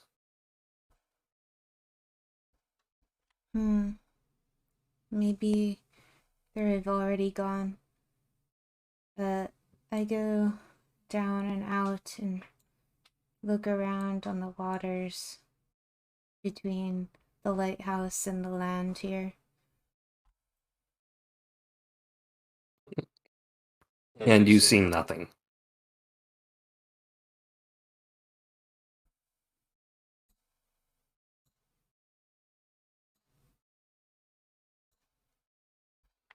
I'll sweep back to the inn over the water, and then I'll look over the land. Maybe they took the shortest route to this nearest island. Yep. And with that, you find nothing. You search and you search, but there's nothing. And night approaches. I'll head And- back to the inn to tell the others. And they are not back at the inn yet. The tavern owner or the priest.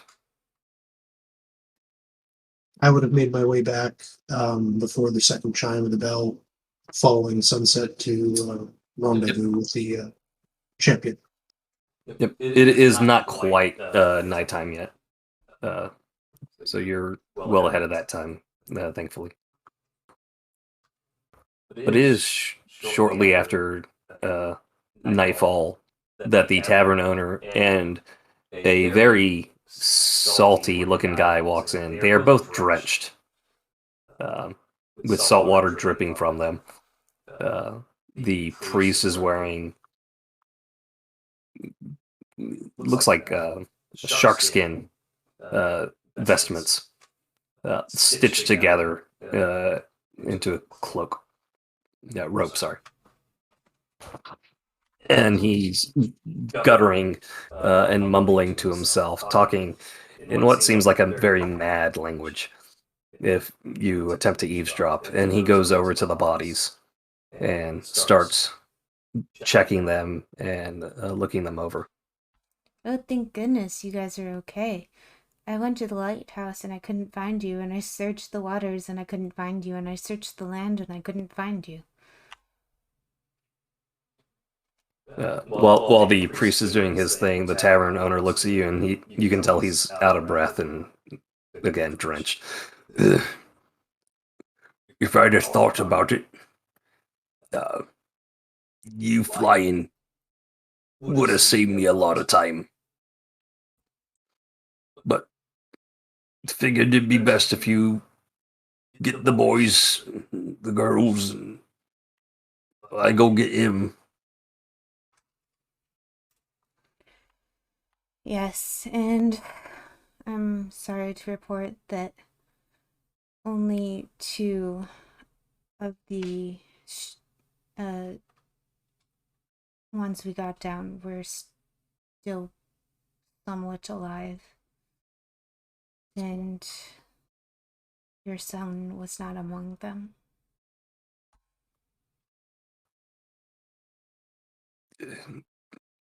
I already gave up hope.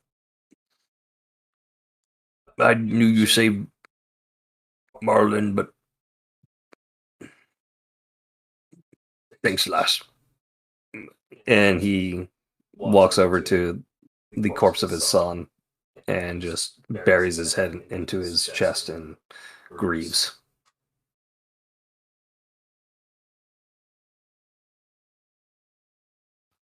With that, the priest is looking him over, and after inspecting the ones that aren't breathing, he goes over to the ones that are. And after a while, he pulls out a wooden stake.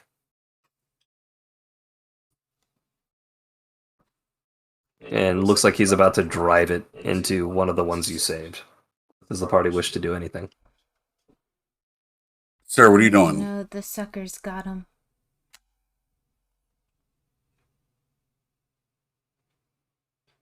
He looks at you, and you can tell that he actually has a lazy eye, so it's really hard to focus on him. But one of them is dead-eyeing you, and he mumbles. It sounds crazy. The eyes are dead, and they don't come back, and if they come back, we all be dead. You don't want the dead to make more dead. And he's about to slam this thing into its heart. Wait, please, don't. Can we just wait a little bit, please? Like, his loved ones might want to say goodbye.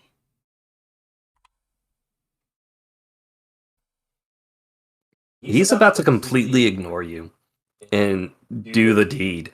As his hand is slamming down, the others who are in the tavern, the boys that went and grabbed the body, Cod in his guise, stop him. And Cod says to him, "Sir, they might be able to stop it, right? It's happened before."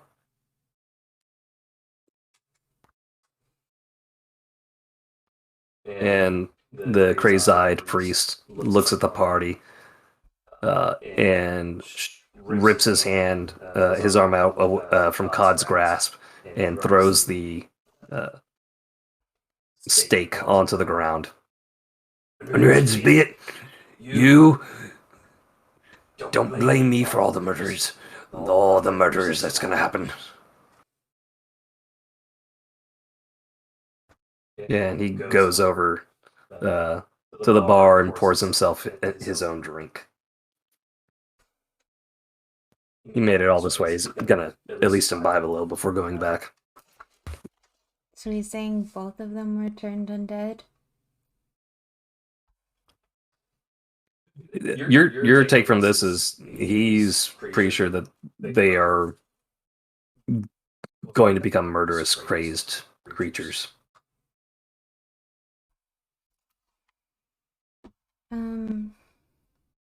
Guys, what did he mean by that?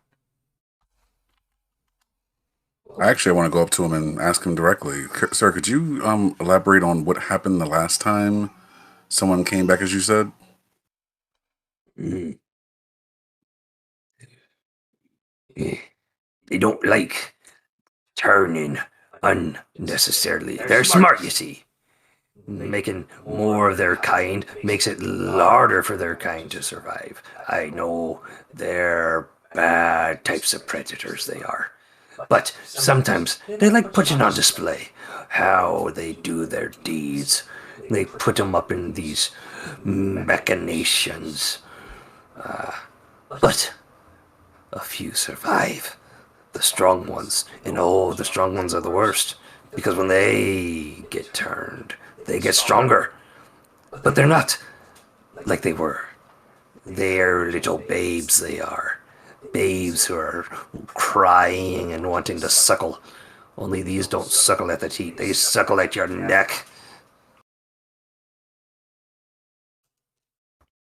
And he takes a long drink from his stein and then starts filling it up again, getting more wild and gesticulating even wilder. Crazed killers, I tell you, need to be put down before they get worse.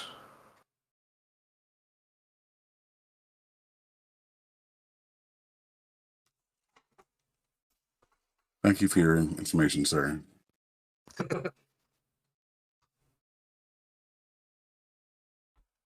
And also for the party and the viewers, I apologize if you hear babies crying in the background. Actually, that's gonna enhance this session. Actually, Perfect. I go over to the guys who helped us take down some of them, and I say, "What do you mean people have been brought back or cured before?" just rumors, miss. But they say it can be done. I don't know how, but they say it can be done. Is there a tale? Is there a story? Is there a myth? Any information will help us. Or someone who may know more. Well, thems that do, well, they're dead. Maybe one of the robed ones knows, but probably not likes to be telling you.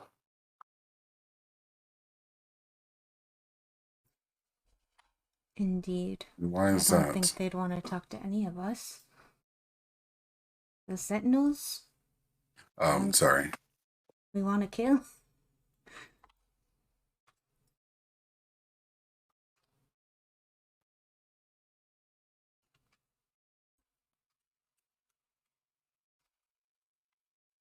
Yeah, but they do say some are ambitious, and maybe you could Get one who's willing to tell you. Maybe Baracus could ask Grumsh. Maybe he'd know. Those that deal with the dead are followers of Urtrus, not Grumsh. Grumsh does not deal with death and undeath in the same way. Give me a religion check, Baracus. Sure thing.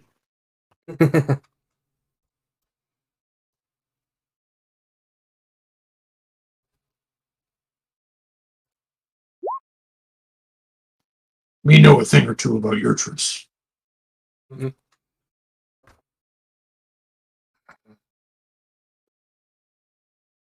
Yeah, so for you, you haven't really dealt with vampires much. The concepts that you know and the religions that you're familiar with on these creatures is you're starting to connect the dots. Like, okay, they're always veiled during the daytime, and seems to be lots of blood connected to them.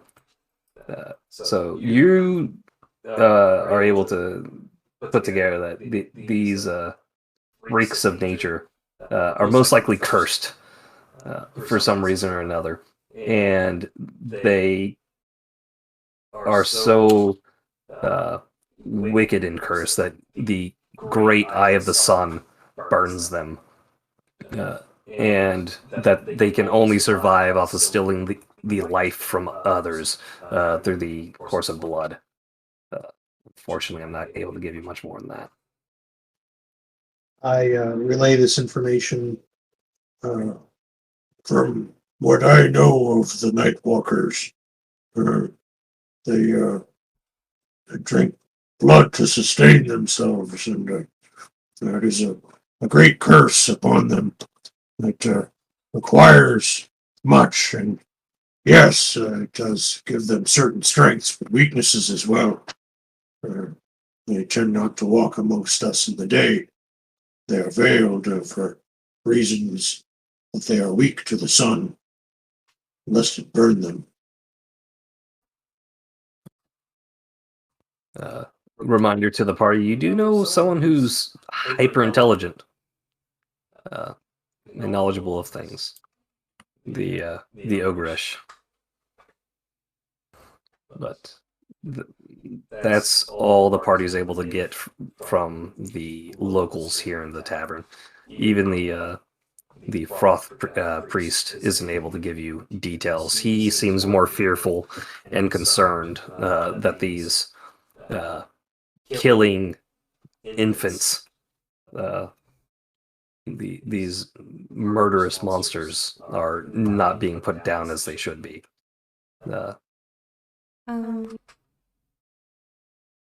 Innkeeper, is there anywhere we could restrain these while we figure it out?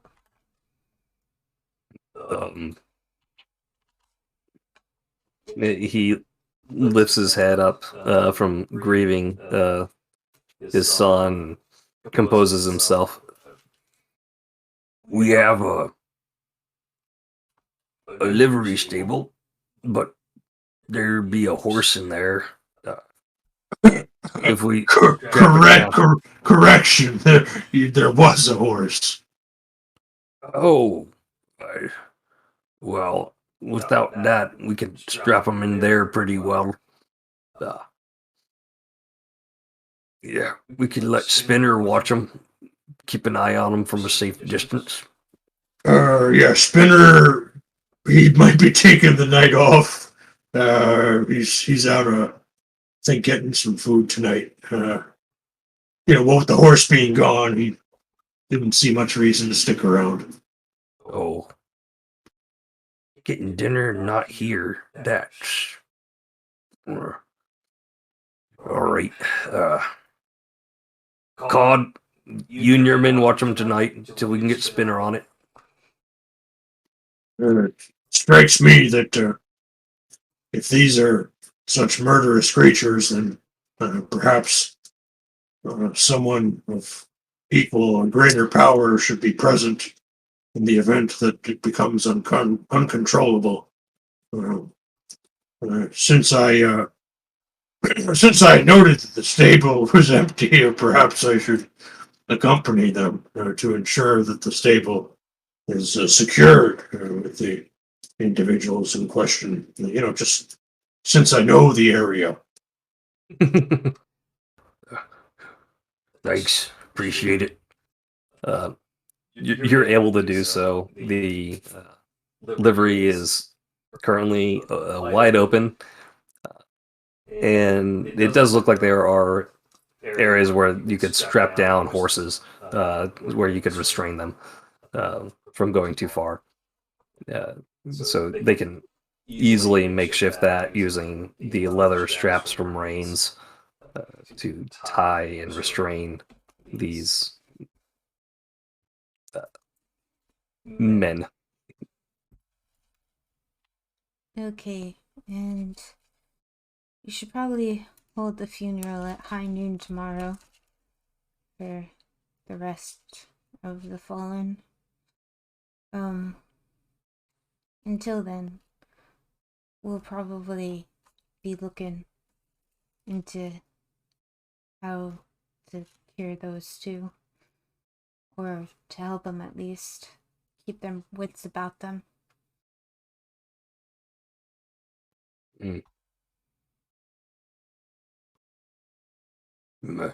Good plan. I'll talk to the priest. He has zeal, I think's the word. And with that, he goes and talks to the priest. Staking does occur for all those who are dead. He does put a nice wooden stake into each of their hearts. He didn't have enough, so he had to break the leg off of one of these stools to get the job done. But he does. And the party can take from that what they will. So it is now dark time. The two not dead guys are restrained. And Baracus, you're out there. And the first toll after dark has rung.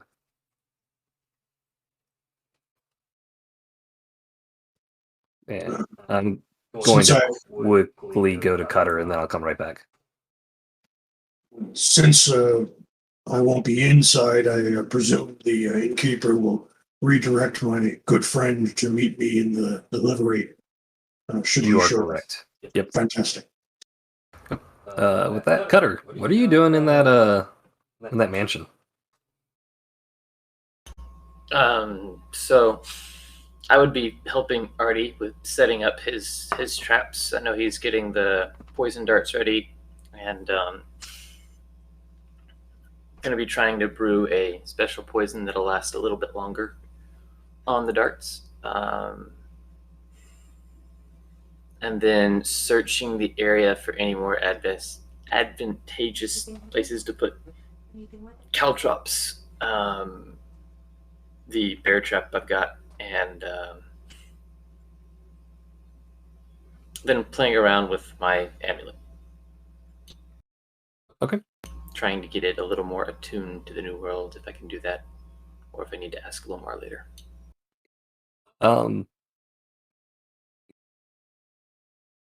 Do you have Arcana? Yeah, I can cast a few spells. Okay, give me an Arcana check. This will be for this week. Awesome. So because you're spending a lot more time on it, I give you advantage. Cool. Yeah. So you feel that you're going to be able to prevent any scrying on you. They'll be able to get you within a 10-mile radius. So there's that. But that'll be at the end of this week. Cool. Yep. Still kind of scary though. Yeah. And if you can get those traps, the trigger and the damage types for that, I'll get you onto the map here in a moment, so you can set those up before the fight. Sounds good. And we'll take a little bit of a break once we get to that portion. I'm Sweet. hoping we get there tonight. I'm trying to get us there. And with that, going back, the second bell rings, and oh, that was so loud.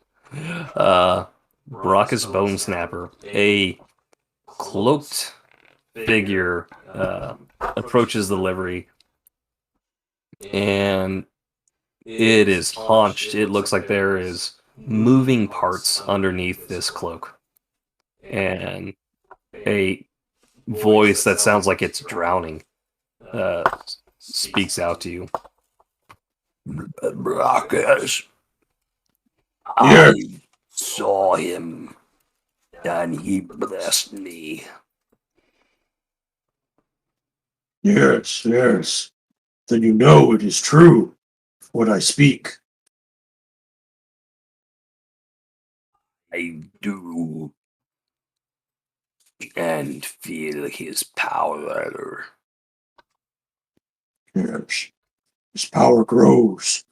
He has been in a dormant state for too long.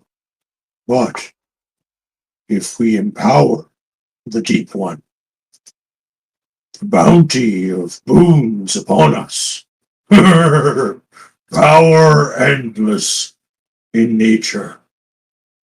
You can feel it, yes, coursing through you. Would you like to see? Pretty good, but I trust it has been to your liking. With that, he stands a little bit away from the livery where the light from the lamppost just outside of it shines down on him. And he throws back his cloak. There are tentacles coming out of his body. His face is horribly disfigured in an aberrant way. Yes, where once you were immune to disease, he has found other wonderful things to bestow upon you. Yeah. Will you accept his blessing? He and I are pretty close. I feel like, it's mostly conversational rather than contact, in a physical manner. I'm good. I feel like, we all have our own part to play. The tentacles, it's a bit much for me, gets in the way of flying. But no, I really appreciate it. I do. Trust me. Yeah, here.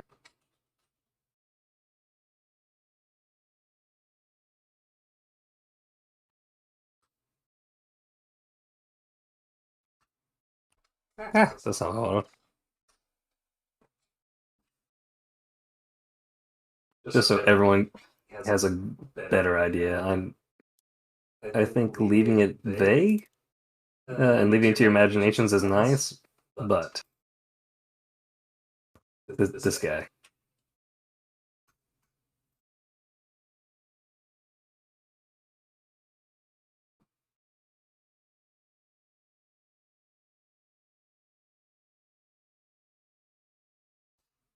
Lobster man.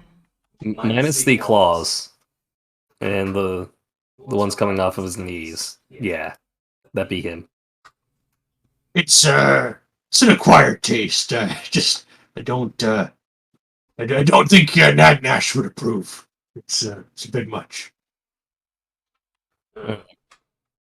Mm. I'll tell the others. Yes. So, now that you have seen the gifts that can be bestowed, that as a champion of filth, where once you yearned to feel something again, now that you see it, you come to the aid of the Deep One.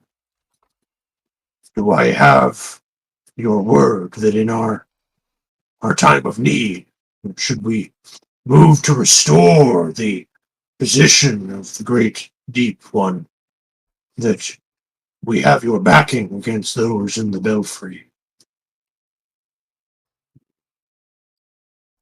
I will heed the Deep One's call. You, his herald, speak for him. Wonderful. And you are blessed among him. You are the first of his chosen. Yes, amongst champions you are first and foremost. So this too is an honored position. Spread the message amongst the champions of filth, and the champions of filth will grow strong with the Deep One's blessings. Yes, yes. And with those on our side, our success is most assured. And the Deep One, yes, will have his fill. He grunts in acknowledgement of this truth. And it's hard to tell, but it looks like he's puffing his chest out as he goes away. Goes forth. And says, yes, champion of filth and the Deep One.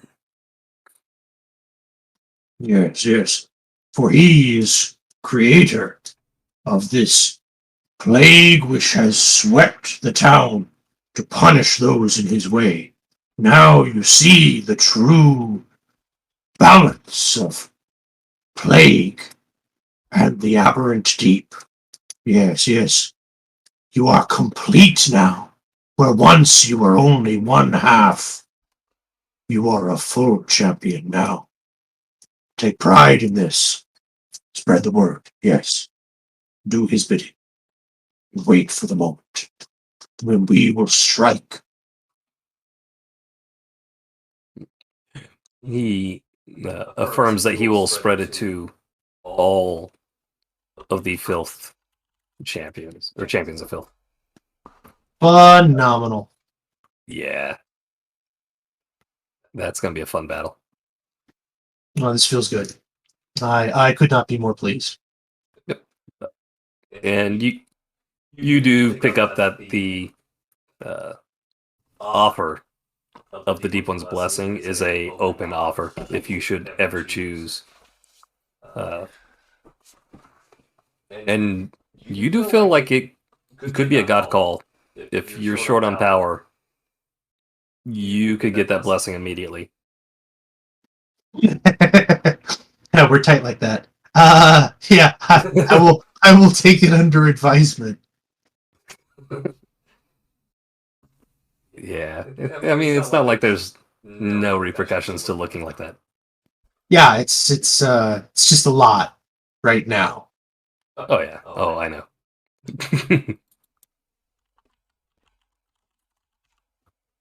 It's not like any of y'all are going to be requested to become vampires or whatever. That totally hadn't happened yet. No, not once, not never. With this is wrapping up the first day. Is Baracus doing anything after that? Are you just going to sleep in the livery? I'm going to be keeping watch and sleeping. So Nagnash and I, if I can use his eyes as well, in the event that we have something that requires my immediate attention, along with the other individuals who are guarding the livery with us. Yep, absolutely. And with them, you have enough eyes to where it's not a problem at all sleeping in there, and it's not uncomfortable. I've had worse. You've definitely had worse. from there, Cutter, are you staying the night in the mansion? Yeah, I'll do that. Okay, so you and Artie are staying the night there. Then Lomar.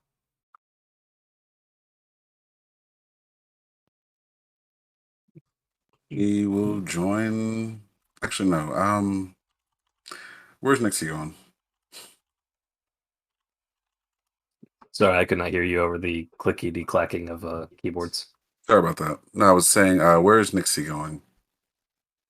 I've kind of palled around with her all day, so I'll follow her. Okay. Nixie, what are you doing?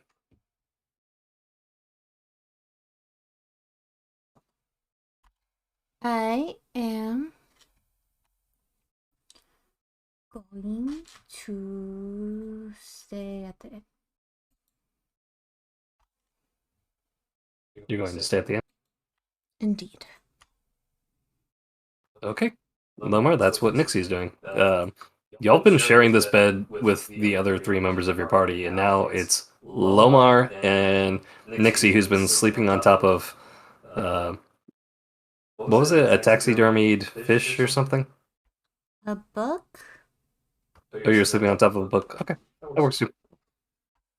And Lomar, you got this mostly not mildewy bed all to yourself. I'm just happy to not be in quarantine anymore, so I'm good to go. Surrounded by people and not being quarantined and having giant, almost quarter-sized black oozing pustules all over your body is a nice benefit for you. And where are we at with your constitution?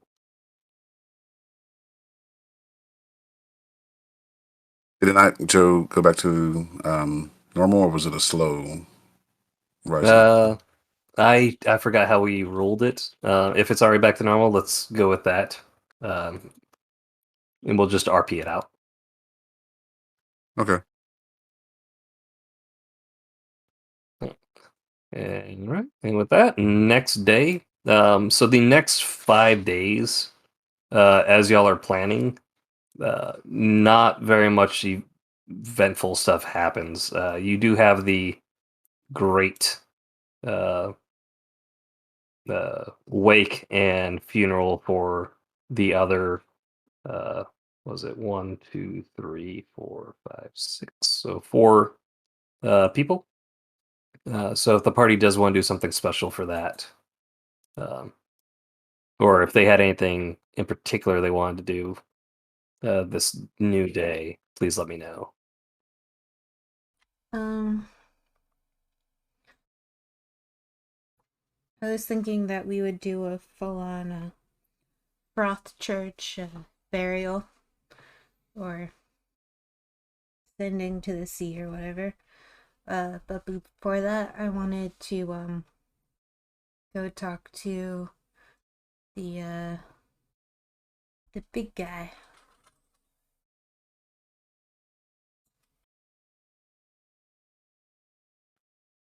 The big guy? You want to talk to Pink? No, the happy big guy. The Ogresh. Okay. Did y'all ever catch his name? Man, you guys and names, y'all just don't care about people's names. I only give them if y'all ask, for the most part. Well, unless I think they're really funny. He gave me one, but it wasn't his actual name. That's right.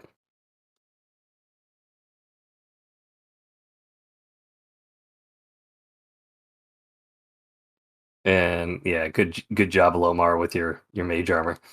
Thank you. So as they're preparing for the funeral at high noon to stave off the vampires, Nixie goes and talks to the Ogresh. He welcomes you in. He is And Given- anyone else who wants to come with me, I tell the others.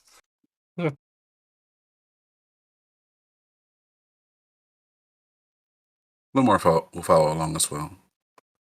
Yeah. Still waiting for Lomar to go check out the mansion. But as you were there, he is already dining. It looks like he's at least got a dozen hard-boiled eggs on the table, and he is gently peeling them with one hand, and the other hand is scarfing down a giant bowl of oatmeal. He welcomes you in with great gusto. Hello, hello. We are preparing the mansion for the altercation. Some of our party is there as we speak.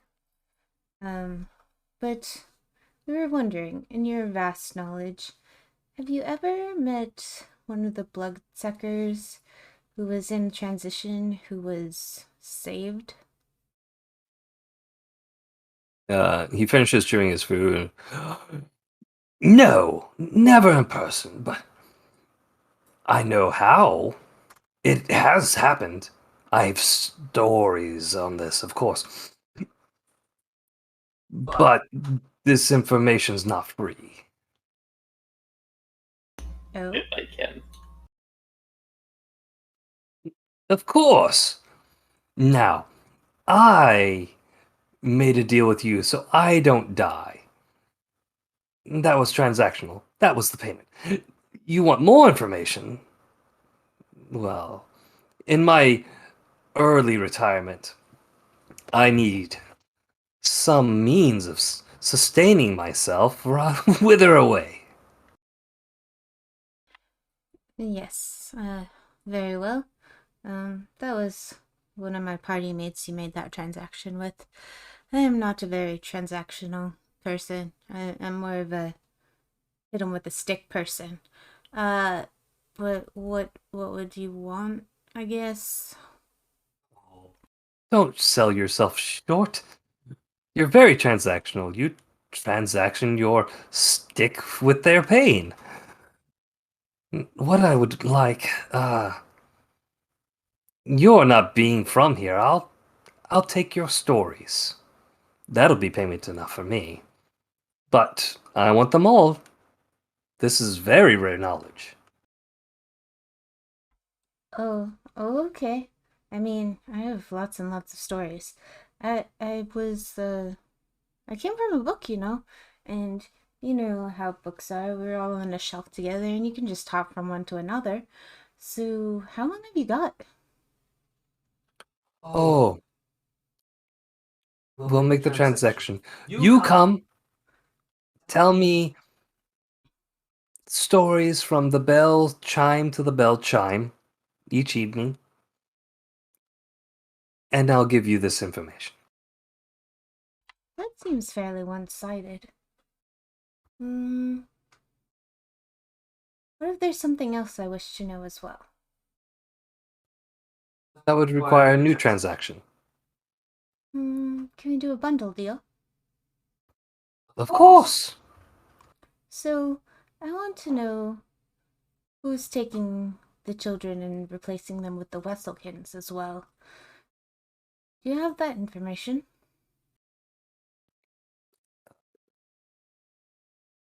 I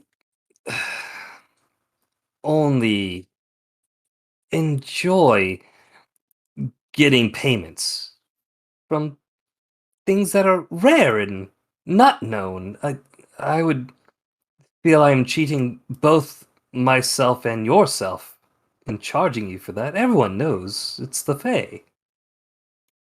It's all manner of Fae. All for different reasons. Okay, more of the how, the where, the when of it. I could roll you 20 dice, and each one of those lines tells a different story, and all true. Some just like playing with babies. Some like tormenting adults.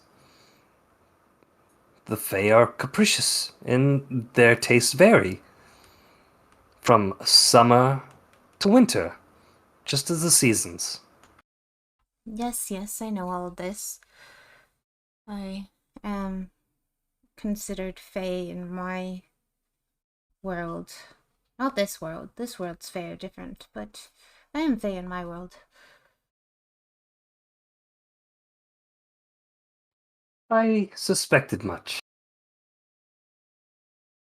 But again, if you have specific questions on this, maybe I would know these specifics, but such broad questions that are known to even the children of humans in this world, I feel sadly I could not charge and would not expect payment. Hmm. Very well. Unless maybe you'd know a contact I could have to be able to converse with the Fae of this world. Um, there's a toy maker in this town. She's a fae.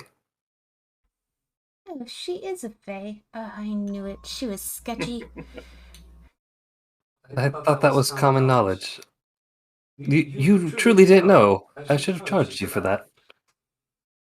Well, I was gonna check on her anyway, but you know, I'm used to this type of Fae, not that type of Fae.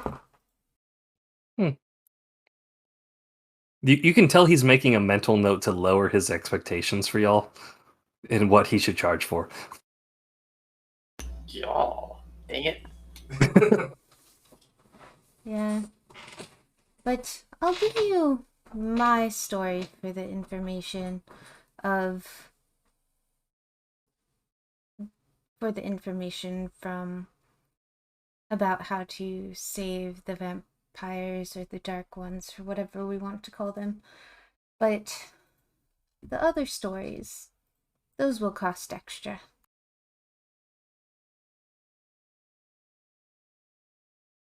No, only your stories for the de-vampirification.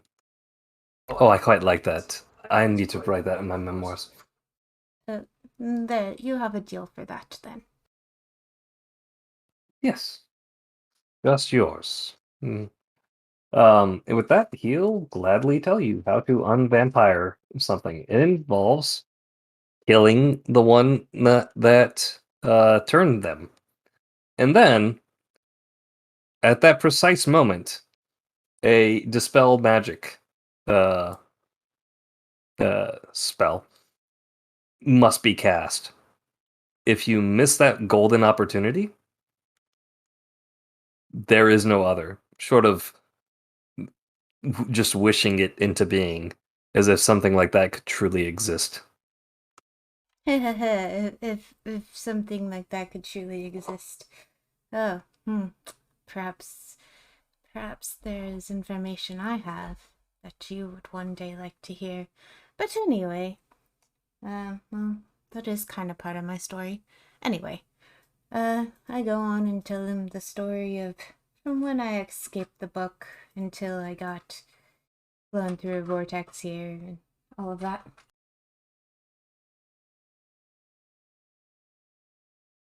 You know, Shepherd and the tower and going blind and the whole lot.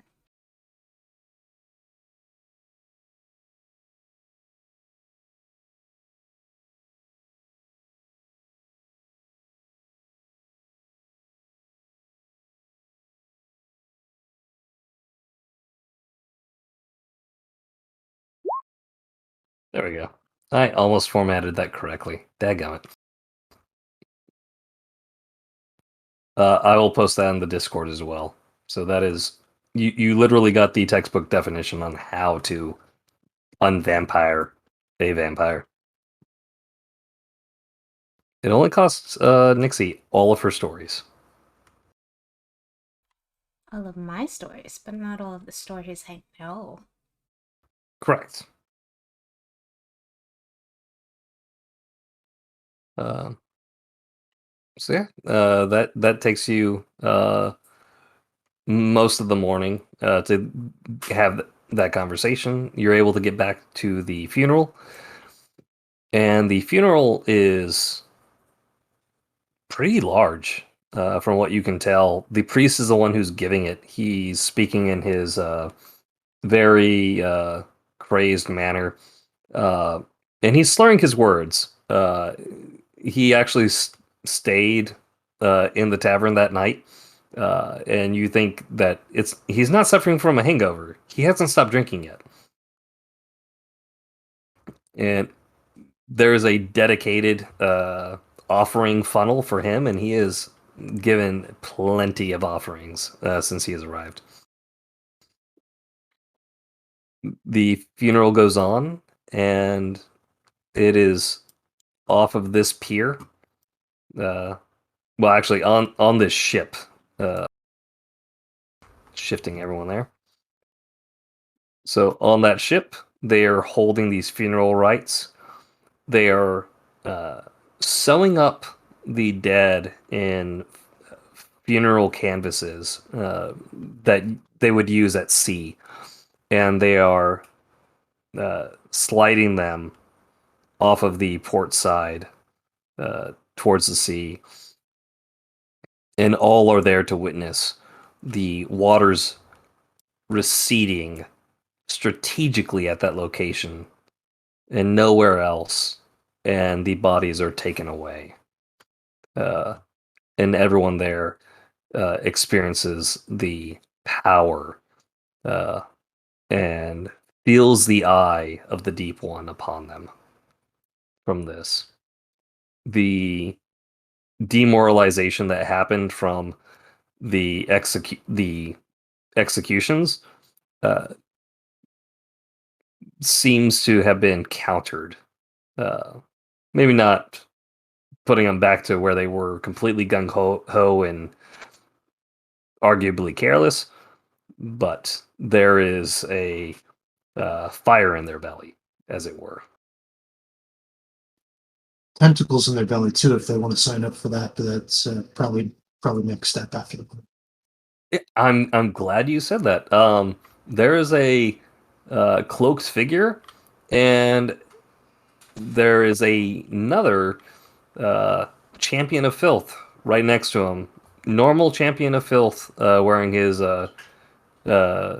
normal arms and tabard, but he is there with the cloaked one.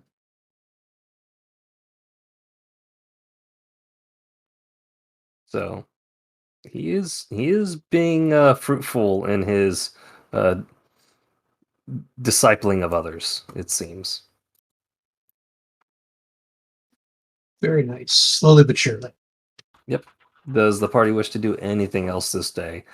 No, let me just describe the aftermath.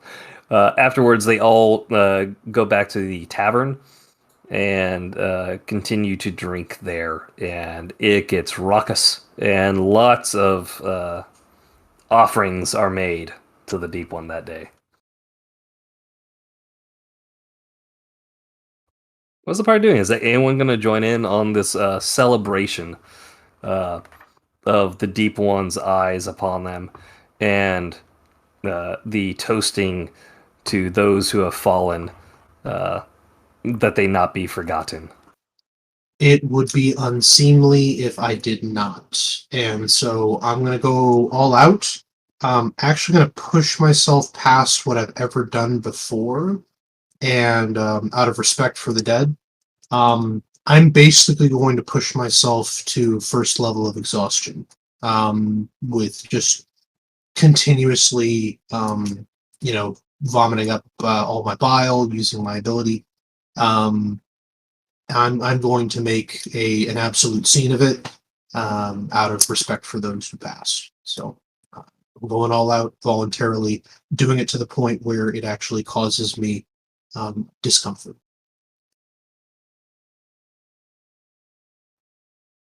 Sorry, I have a secret stat, which I guess if I say it out loud, it's no longer secret. of how many followers you have, and can you give me two D100 rolls? Basically, a D100 roll with advantage. Okay, I can do that.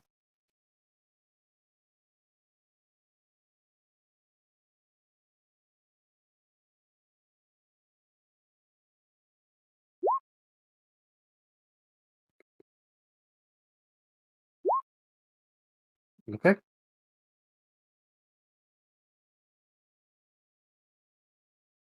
I'm not going to tell you how many you have, but no less than 44 people that you have not met before approach you and uh,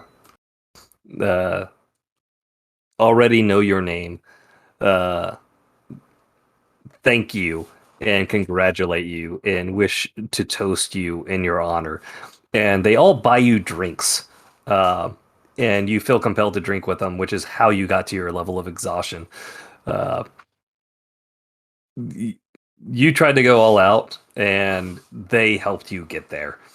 Uh, you feel honor and respect, such as only the great chieftains of your people have experienced. So, yeah. I wear that honor on my chest, much like the spittle that falls from my chin.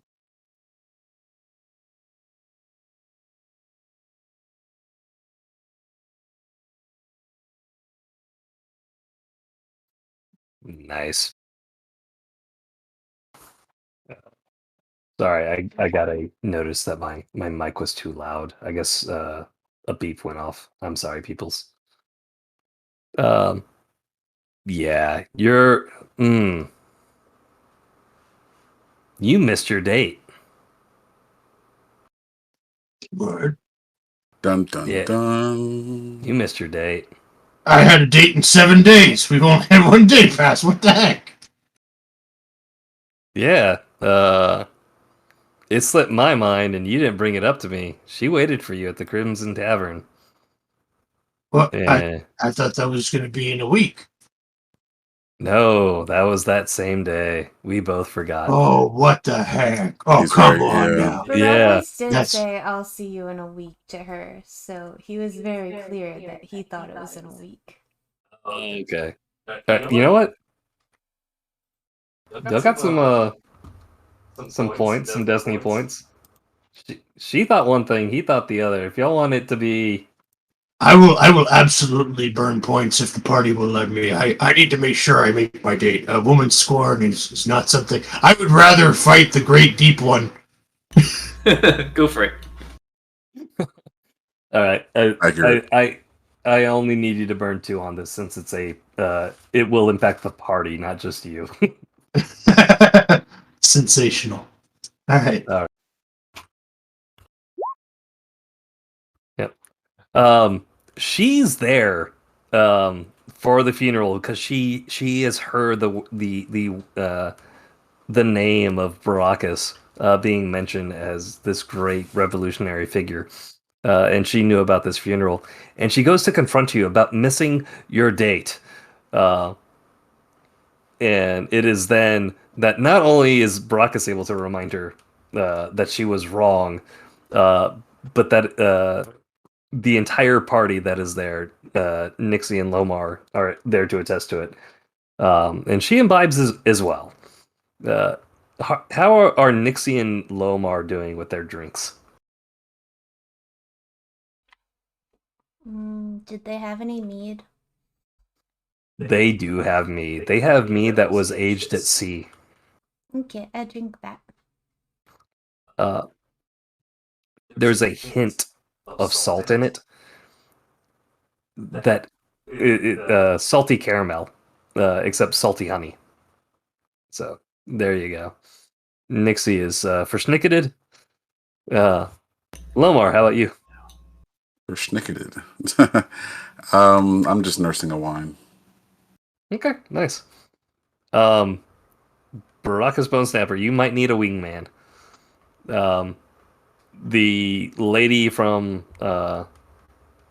Deeds and Loans is getting friendly. Oh my! Cut to fade away scene. We got children watching the Twitch, so yeah. So yeah, I regale her with tales and just try to emphasize that today is a day of both mourning and celebration, and I want to keep their memory unsullied with any of my own self importance. Today is about the fallen, and so I kind of gently redirect as much as I can, talking about the valor and bravery of those who have fallen and old compatriots from times of old, and all those things that buy me some time and until I can get myself unverschnipped.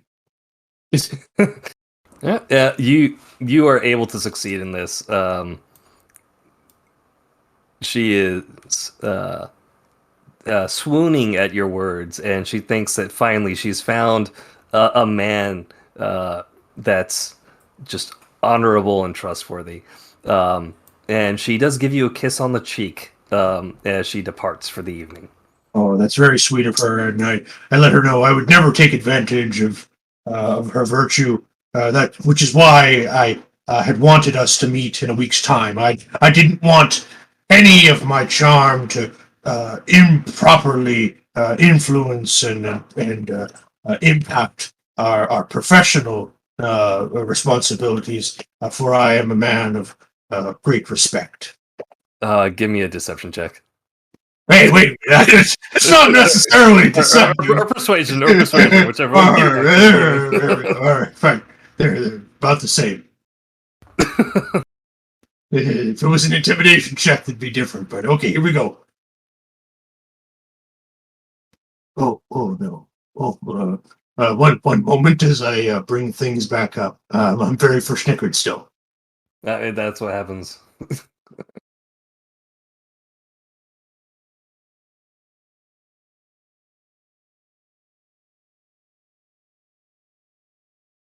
Okay. Here we go. And persuasion. Here we go.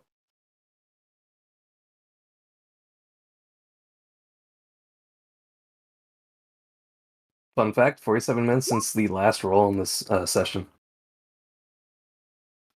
Right, and there we go. 16. Nice. Yeah.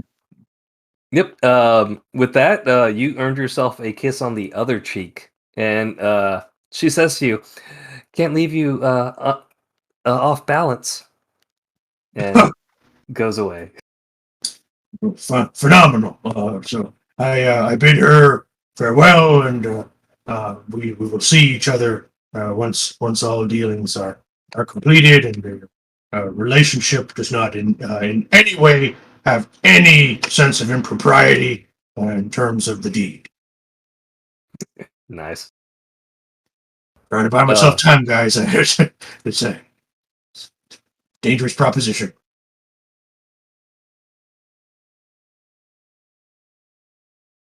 With that,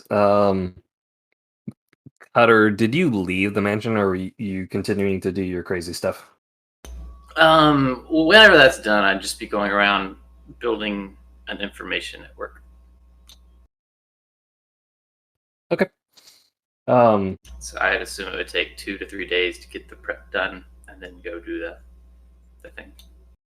Okay, so building that up, if you want to do it in a legit way, give me a persuasion check. If you want to keep it illegitimate, and I'm going to need deception checks for you to build that up. It's going to be a mixture of both, so you want both? You know what? Yeah. Cool. You said persuasion and deception? Yes, please.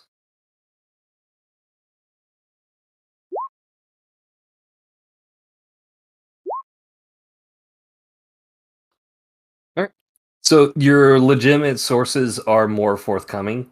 Go figure. Your illegitimate ones, the people of this world are very untrusting to begin with, and they aren't fully opened up to you yet, but you are able to make some headways on that. It is going to take a full week to build up that network, but you're building up slowly at a time.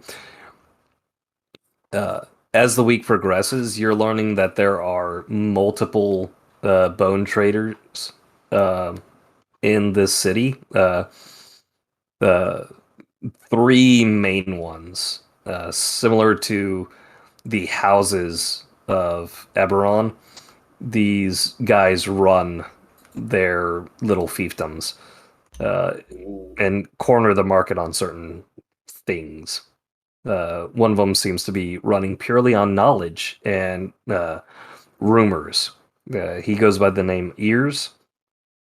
The big guy seems to have the most expansive inventory of personal items, but he has a higher end clientele, it seems. So if you're looking for ingredients of certain kinds, he's the guy to go for. And then there's the Beast. He collects bones, and from what you can discern from him, he usually trades in breaking bones. He's feared, and very few go into his area.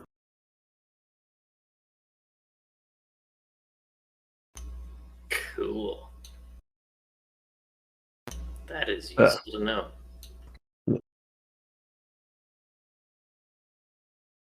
Sorry, the surge or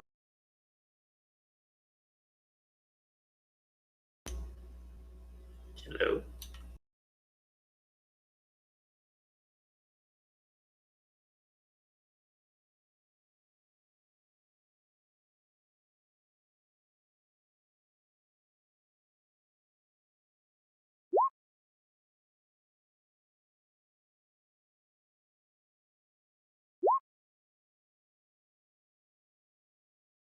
is the beeping too much if I speak? I can hear it, but not that bad. It's kind of like when you call air traffic control and you just you're saying pan pan instead of mayday. Like I can hear that your safety alarms are going off, but I just don't know if it's like an emergency fuel or if you got more of like a emergency descent. Okay, so it's not so offensive that y'all don't want me to speak. No, I'm good with it. I can work with it. Yeah. Okay, appreciate it. I'll carry on, although it's highly distracting for me. You also know that the Beast basically runs the island where the word filthy is over. And you'll get that over the course of this week. Goody goody. Ooh, Karen's is really loud though. Oh, Karen's is really loud? Yeah, the beeping out of that one. Oh.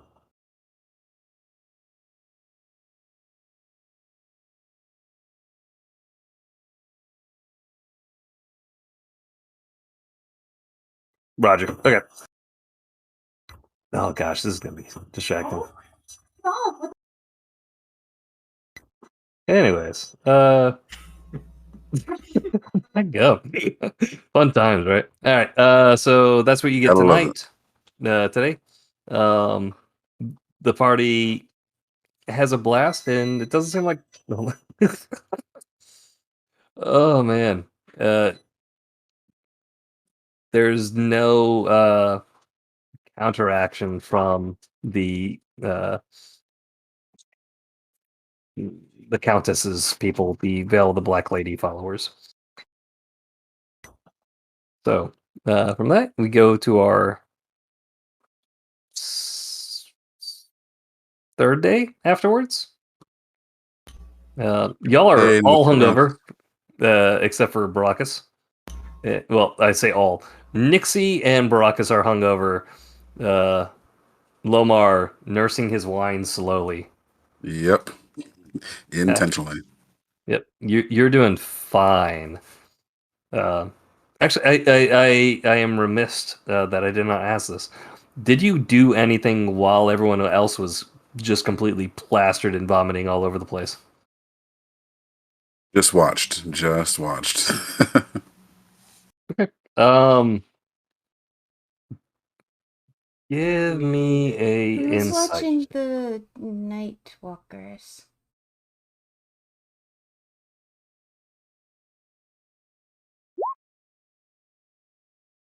Yeah.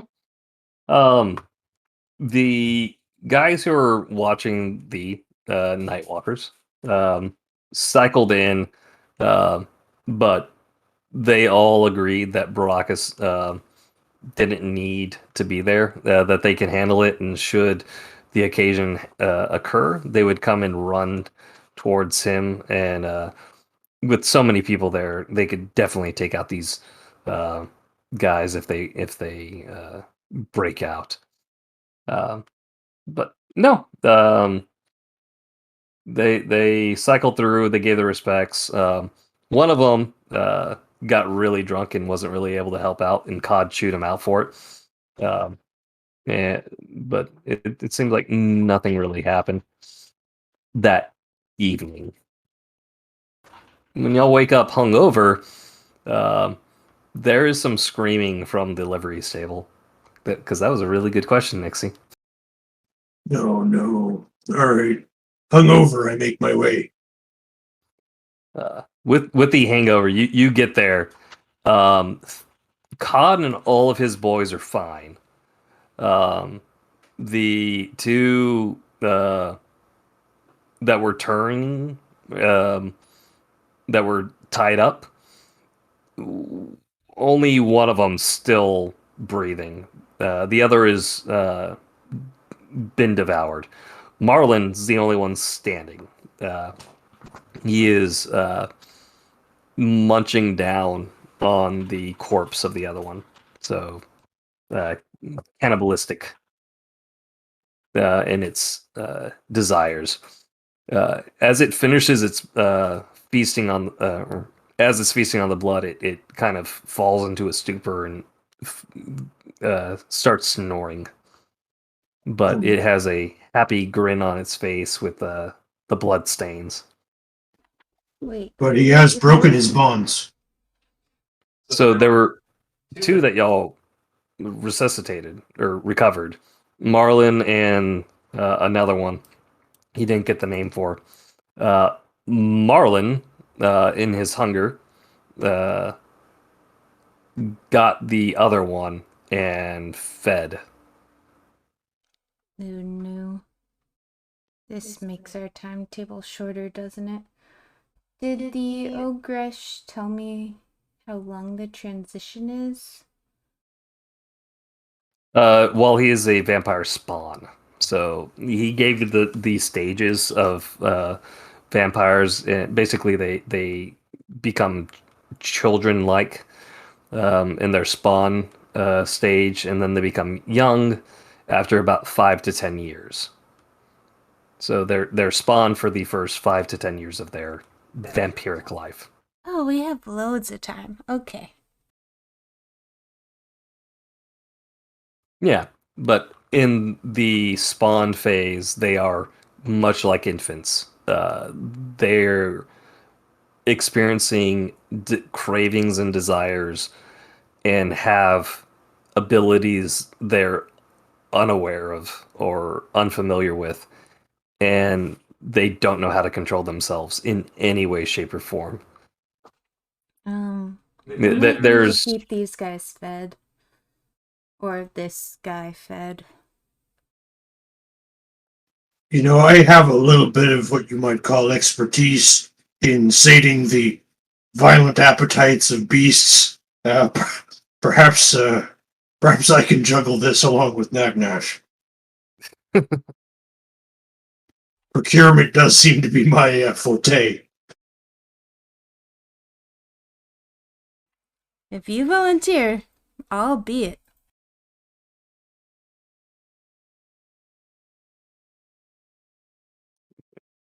Well, seeing as how I apparently have very few scruples, I guess since horses are out, I'll find some human flesh for the other one. So that'll be part of my new responsibilities. I am terrified. The things I get my party to do. I'm so sorry. Um, yeah, with Someone, that, there are yes, plenty of corpses. yeah, someone's got to be the fall guy. It might as well be the orc, right? I mean, he needs live blood, doesn't he? Or fresh blood, I guess. And if their appetites are anything like that of Nagnash, they may be particular. But we can give it a shot with the stale ones and see how that goes. And if that doesn't work out, then we'll go the other route. I love that it is very much like a baby. You're gonna try different formulas, and sometimes it'll be super happy, and sometimes it might break out in hives, and you have no idea, and you're gonna freak out because you're a new parent. So I mean, it's just the beauty of becoming a new parent, or caretaker of a vampire spawn. That's what we got right now. Yeah, beauty.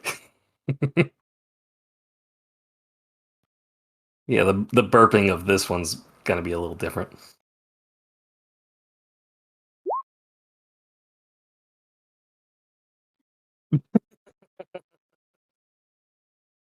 Yes, you are a proud papa.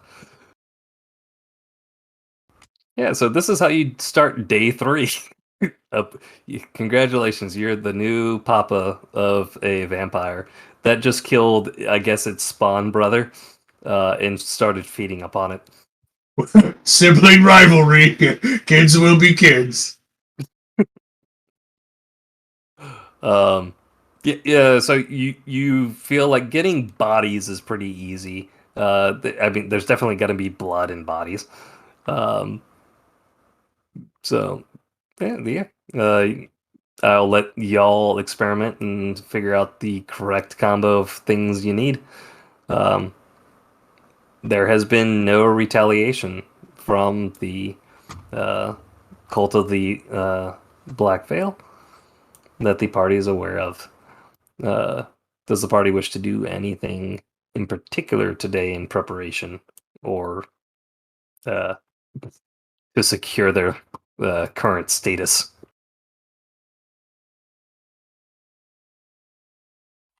Um, Guess just fly around the city, see if anything's weird. Oh wait, no, I gotta go visit the toy shop. Yeah. Nixie is going to go visit the toy shop. Uh, Lomar, what are you doing? Going in reverse order this time. Is Cutter still at the mansion? Yes, you have not seen Cutter in a couple of days. You knew about the mansion. You were too sick really to go investigate. Um, so it might be something worth checking out, especially if that's where they're planning. They're setting up traps, but you have been trapped by obligations and other things until now. Yeah, no, I definitely agree. I'm gonna go check out the mansion. Sweet. All right. So we'll do that, and Cutter's at the mansion, so I'll get to you when we get Lomar there, and Baracus. What are your plans today? Well, being a father is a full-time job just in and of itself. So, I guess I'm gonna try to figure out if I can isolate that which the little one needs, whether it's just blood in a bottle, or if I'm gonna have to live feed it, or if I can coax it to eat the reheated food, or kids are so picky. Right. All right. So you'll be experimenting with the food types. I love it. Yeah. With that, let's check out the mansion. We haven't been there since last session, so let's check out the new mansion. Um,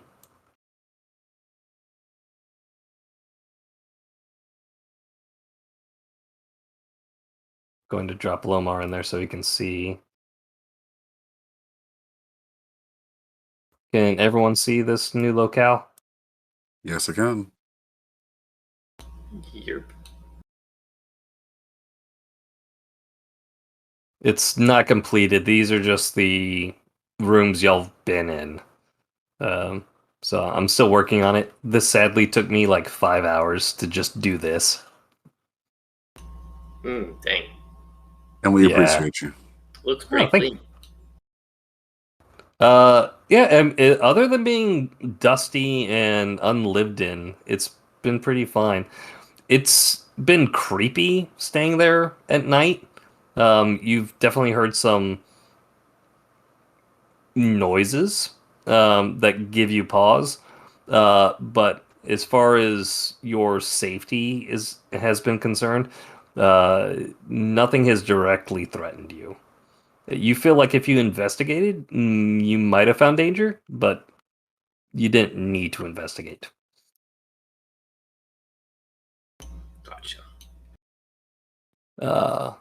But Lomar, as you go in there, you do see some rooms to your right and a big double door room to your left.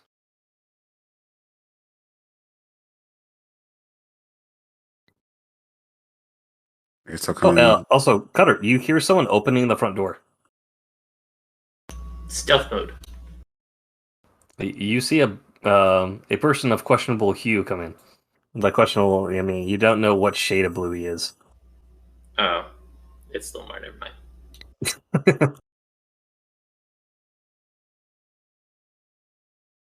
You still sick? Actually feeling a lot better. Yeah, it's pretty good. Kind of enjoying this now. Good to hear. We're setting up traps. Come help. Lead the way. And be sure to let me know where the traps are before I set any off, if any are actually activated.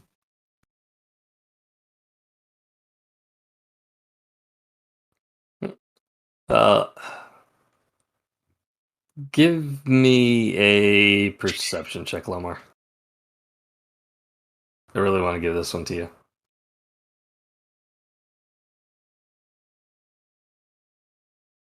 Nice. So this door was left open by the party. As you're about to follow Cutter, you notice bookshelves and books.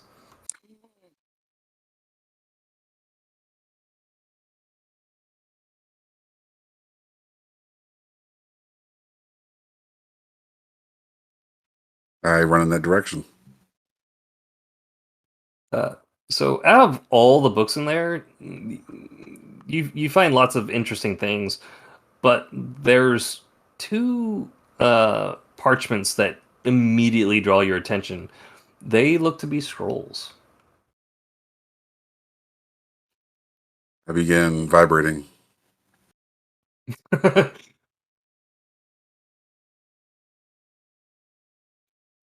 I check out the scrolls carefully just to make sure they're not been tampered with or trapped.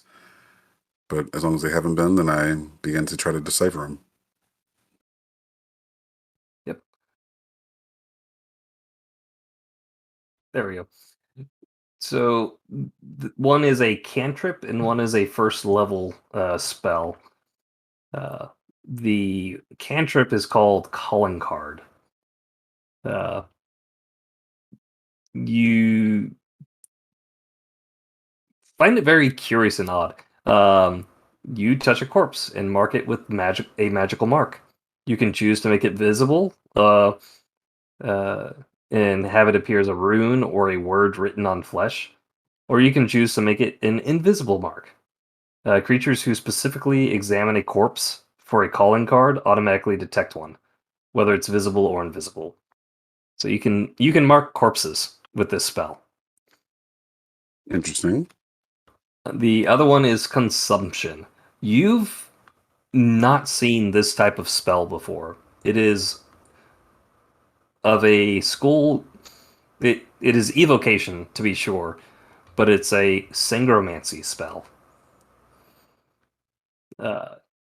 Is concentration. As part of the casting of the spell, you have to expend a hit die, or the spell automatically fails. If you do, you get to choose a creature within range, and you roll the hit die. the creature loses a number of hit points equal to that result. For the duration of the spell, the creature must make a Constitution saving throw at the end of each of its turn. If it fails, you get to roll another hit die. Roll the hit die expended to cast the spell again, and the creature loses hit points equal to that result. So basically, it's a way to use your hit die to cause damage. Do I only lose the hit die at the start of the spell, or do I lose it each time? No. Yeah, so you get to roll that hit die that was expended. Okay, just making sure. Yep. Yeah. So one hit die, as long as they keep failing it, that same hit die you burnt gets to be used as the damage. Now each round, am I using the action to do it, or is that just a gimme? It's a good question. Casting time for that one's a bonus action, dude. Okay, that works. Yeah.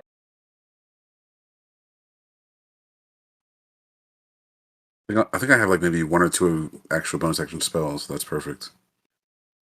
Yep, and those are both already added to your spell book. Thank you. I mean, you'll have to go through the rigmarole of scrying them down. I assumed you would do that. If not, and you want to just burn the scrolls and never use those spells again, by all means. No, I'm definitely taking them. All right. So there you go. Yeah, you also see the corpses in that room. You just noticed them because books and scrolls, and a portrait that looks like it was beat up and slashed, and it's the paint on it has bled down and dried. Interesting. But I'm a bit more focused on these spell scrolls. Yep. Hutter. Yeah, since you got the time, if you want to mark up this map, let me know what you're doing, and where these traps are that you were doing. I know we've ignored you most of the night, and yet again, I feel like we're not going to get to this boss fight. Yeah, well, the plus mark is where the gargoyle's going to fall. So Yep. under that's going to be 1. Yep. Paralysis, poison, caltrops, and then right there is going to be Artie's creation.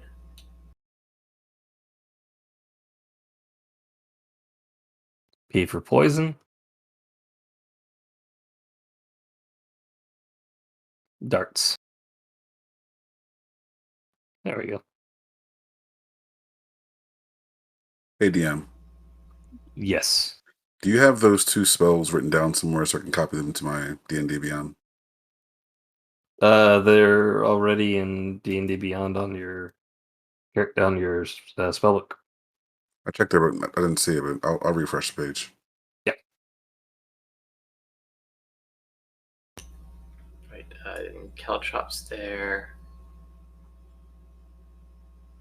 Both are DC 15 con saves.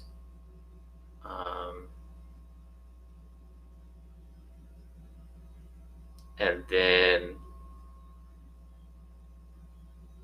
above that point, along with whatever statues dropping down, I will attach another bottle of inhaled poison to it. When it hits, it goes poof, and it's another DC 15 con saving throw, or paralysis for 1 minute.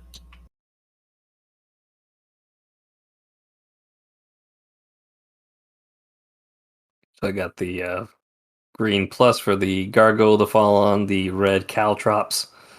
Are there the inhale glass vial that's suspended? How's that going to fall? Oh, I strapped it to the gargoyle. Oh, all right. So it's attached to the gargoyle, and the poison darts that are going to be going off it. Yeah, as so well. hopefully it goes for that square. I'd hope so. That's all I'd come up with so far. I was waiting to see what Lomar had in his arsenal to do much more. Okay. He's still spending time with family. Like, that guy, right? Yeah, pretty much. Loser. But I think he was doing that, and he wanted to do something with the furnace and fire, but let him explain that later. Who? Artie? Oh, I think you said Lomar earlier. My fault. I did. Maybe he can I make it probably like a did. mini campaign or a mini session.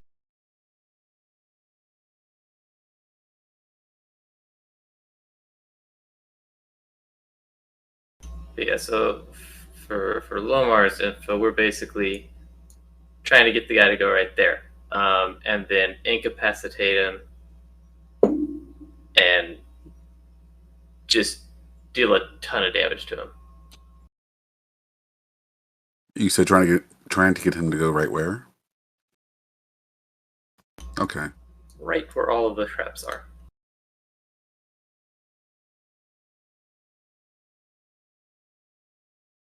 I don't have any trap type spells, but I'm trying to think about a way to help him with the corralling. Debuffs are awesome.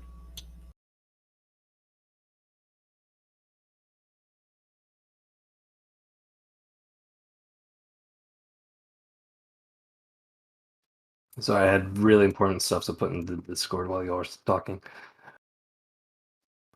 What if And rather than I a love that movie. what if rather than a mechanical trap, we just use someone as bait? y'all are using someone as bait. Mm-hmm. To get him to stand in the spot. I think Ogresh is smart enough to help with that. Just any extra precautions would be great.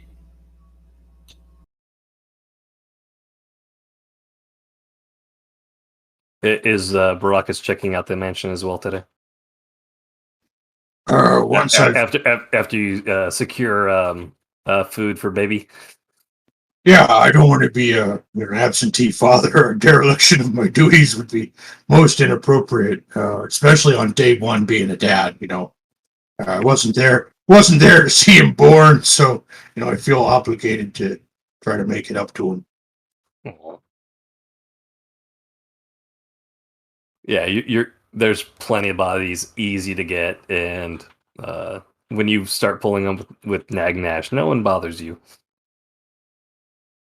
So you were able to take care of that pretty quick. So yeah, I have no problem with you being here and y'all setting this up.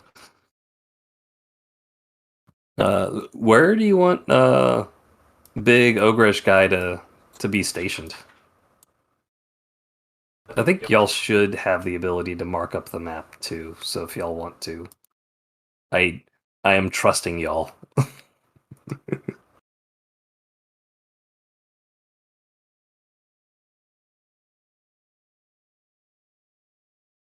Oops. Freehand, there we go. Oh, for Ogresh.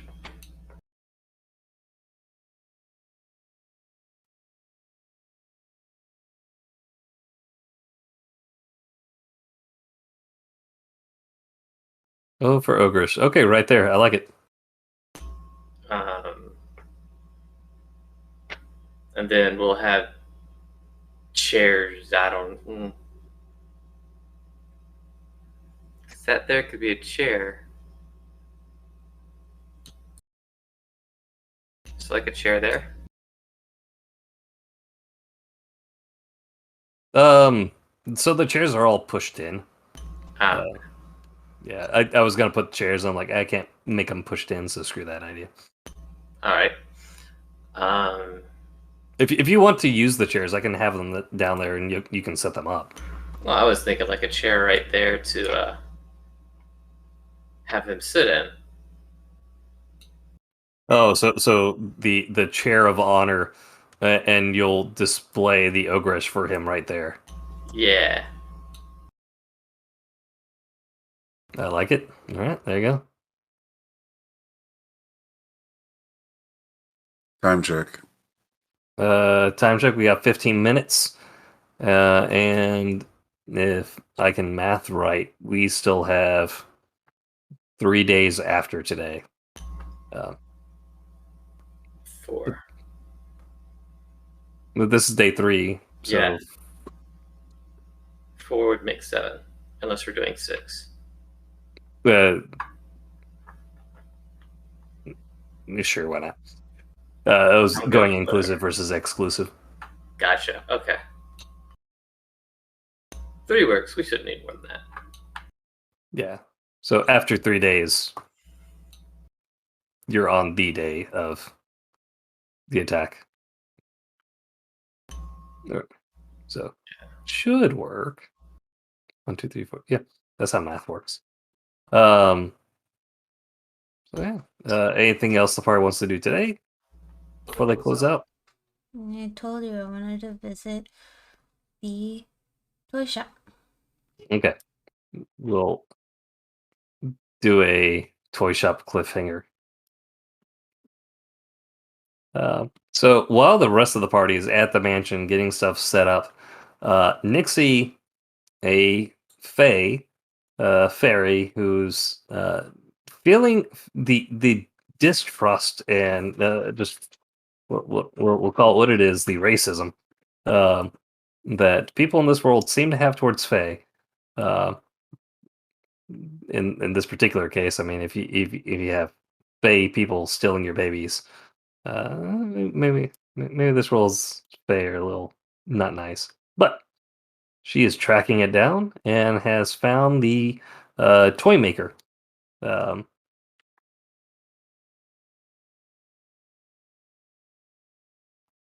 Roger, thank you, Lobar. Um, so you're at her shop. You fly over it. Are you going in from her front entrance, or are you like trying to find a back way in? No, the front entrance.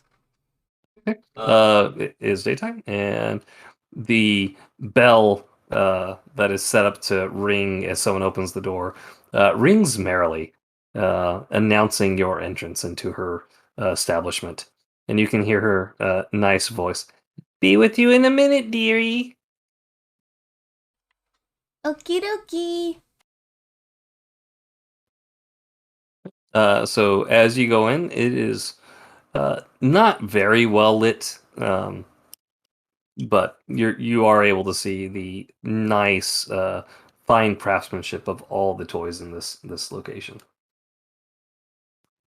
And she makes her way towards you. You can hear the shuffling of her old lady feet. Oh, you. Are you looking to buy a toy? Didn't I say I'd be checking in on you? Ah, I. hmm, you did. Yes, you did. Please. Uh, is everything to your liking? And she stretches her one of her arms out, and the other one uh, grabs at her dress, and she spreads it as she twirls around, uh, so you can inspect her. So that's what Fae look like in this world.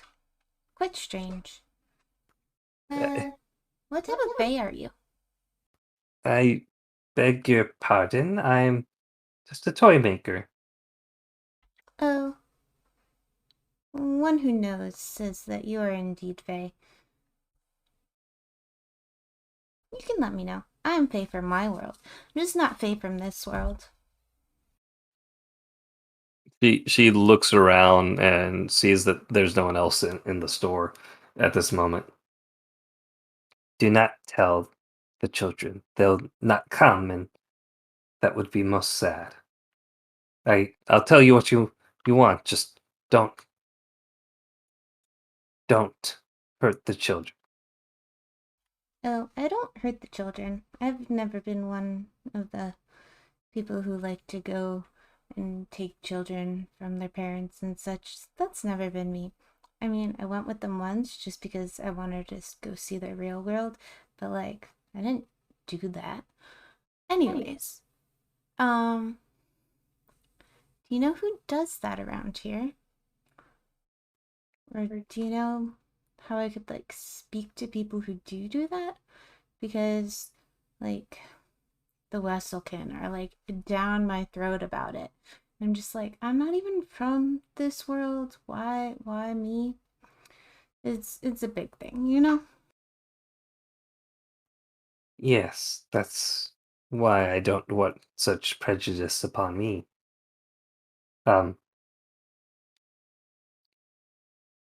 We can draw them out.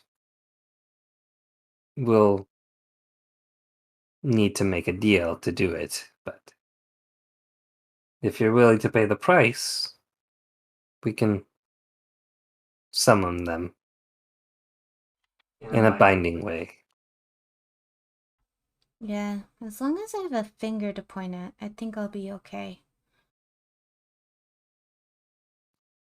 Very well. There's a crossroads that we can go to. Just one island north of us. Well, actually, it's west. The crossroads here is the one that she is mentioning, the one near the Crimson Chalice. If we go there and do the summoning, it will work. Again, I hope you're willing to pay the price. But those who do what you claim will be summoned. What's the price?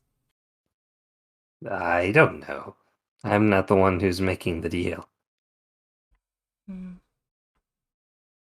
Can you tell me of other deals you've known that have been made and what their prices were? A finger, a firstborn, left shoe, smile.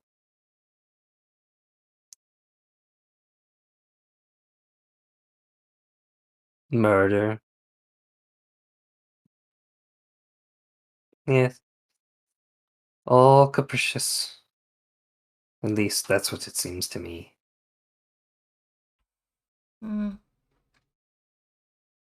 What's capricious?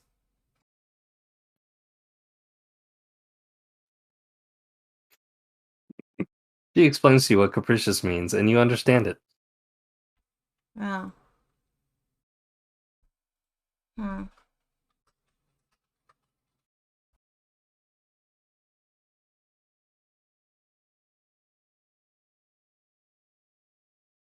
Unpredictable. Very Fey-like, actually. Yes, of course, that makes sense. Why didn't you just say phallic? What's with using big words when diminutive ones will do? Anyways,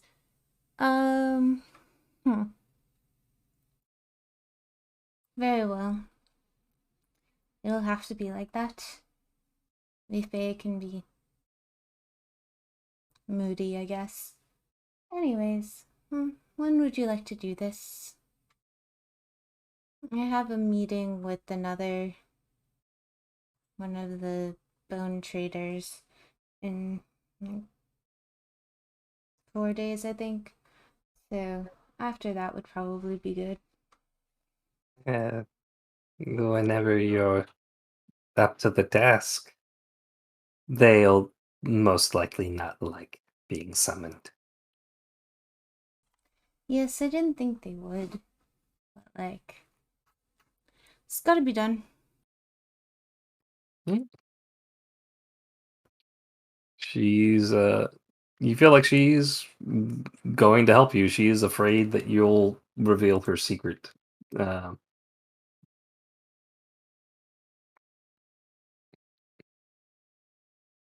But she's not doing this out of any love for you. She is doing it out of fear.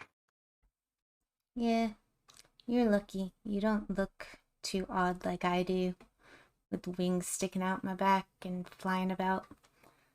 and being really small. I stand out a bunch, you know?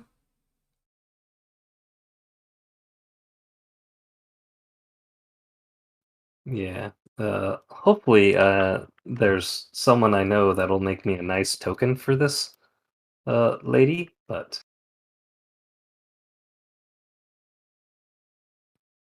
for a close depiction of her, here you go.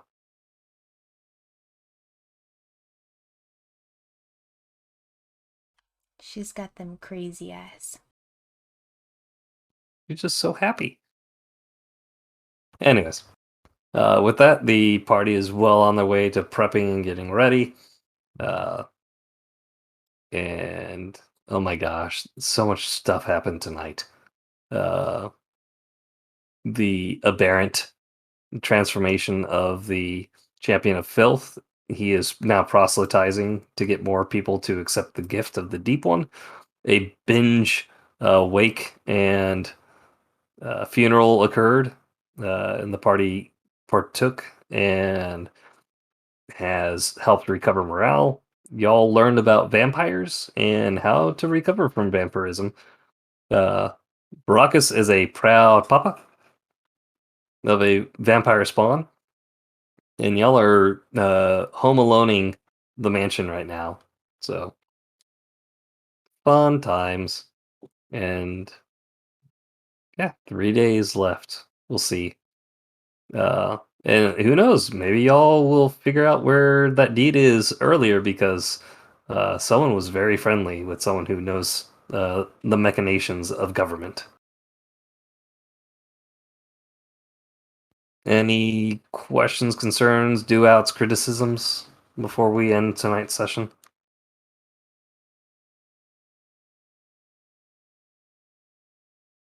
Nope, I'm good. Let's find someone to raid.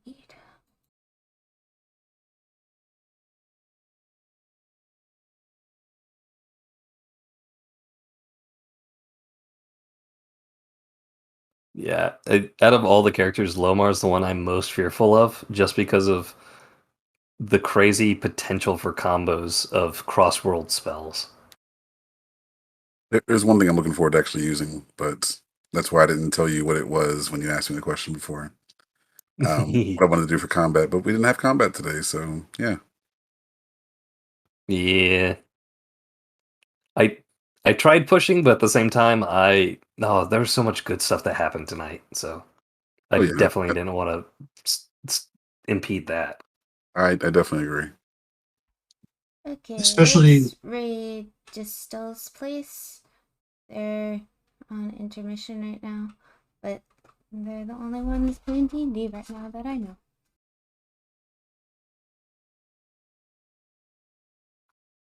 Go ahead, Brockus. Since we were missing one of the party members today, is there a chance of us trying to do like a one-off special event session to try to achieve the combat? Because I know sometimes it's tricky, especially depending on when we start a combat in a night, whether or not we can get it all taken care of within the time constraints that we have. The way that I run combat for this fight, we should be done in less than an hour. Okay, copy that. Did I can't remember if I explained it to you. I know Daryl and actually I don't yeah, anyway.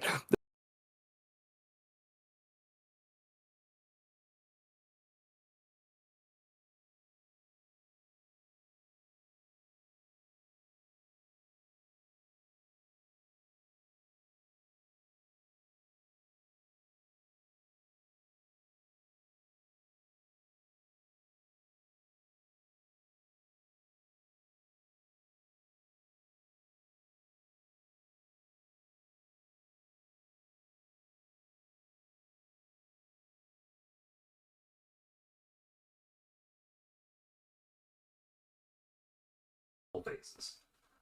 So like a mini boss will have. Thanks for hanging out, everyone. Have a good rest Yeah, of your day. uh, Bye bye. A major boss will have 3 or 4, like 3, and the boss will have like 4. And during the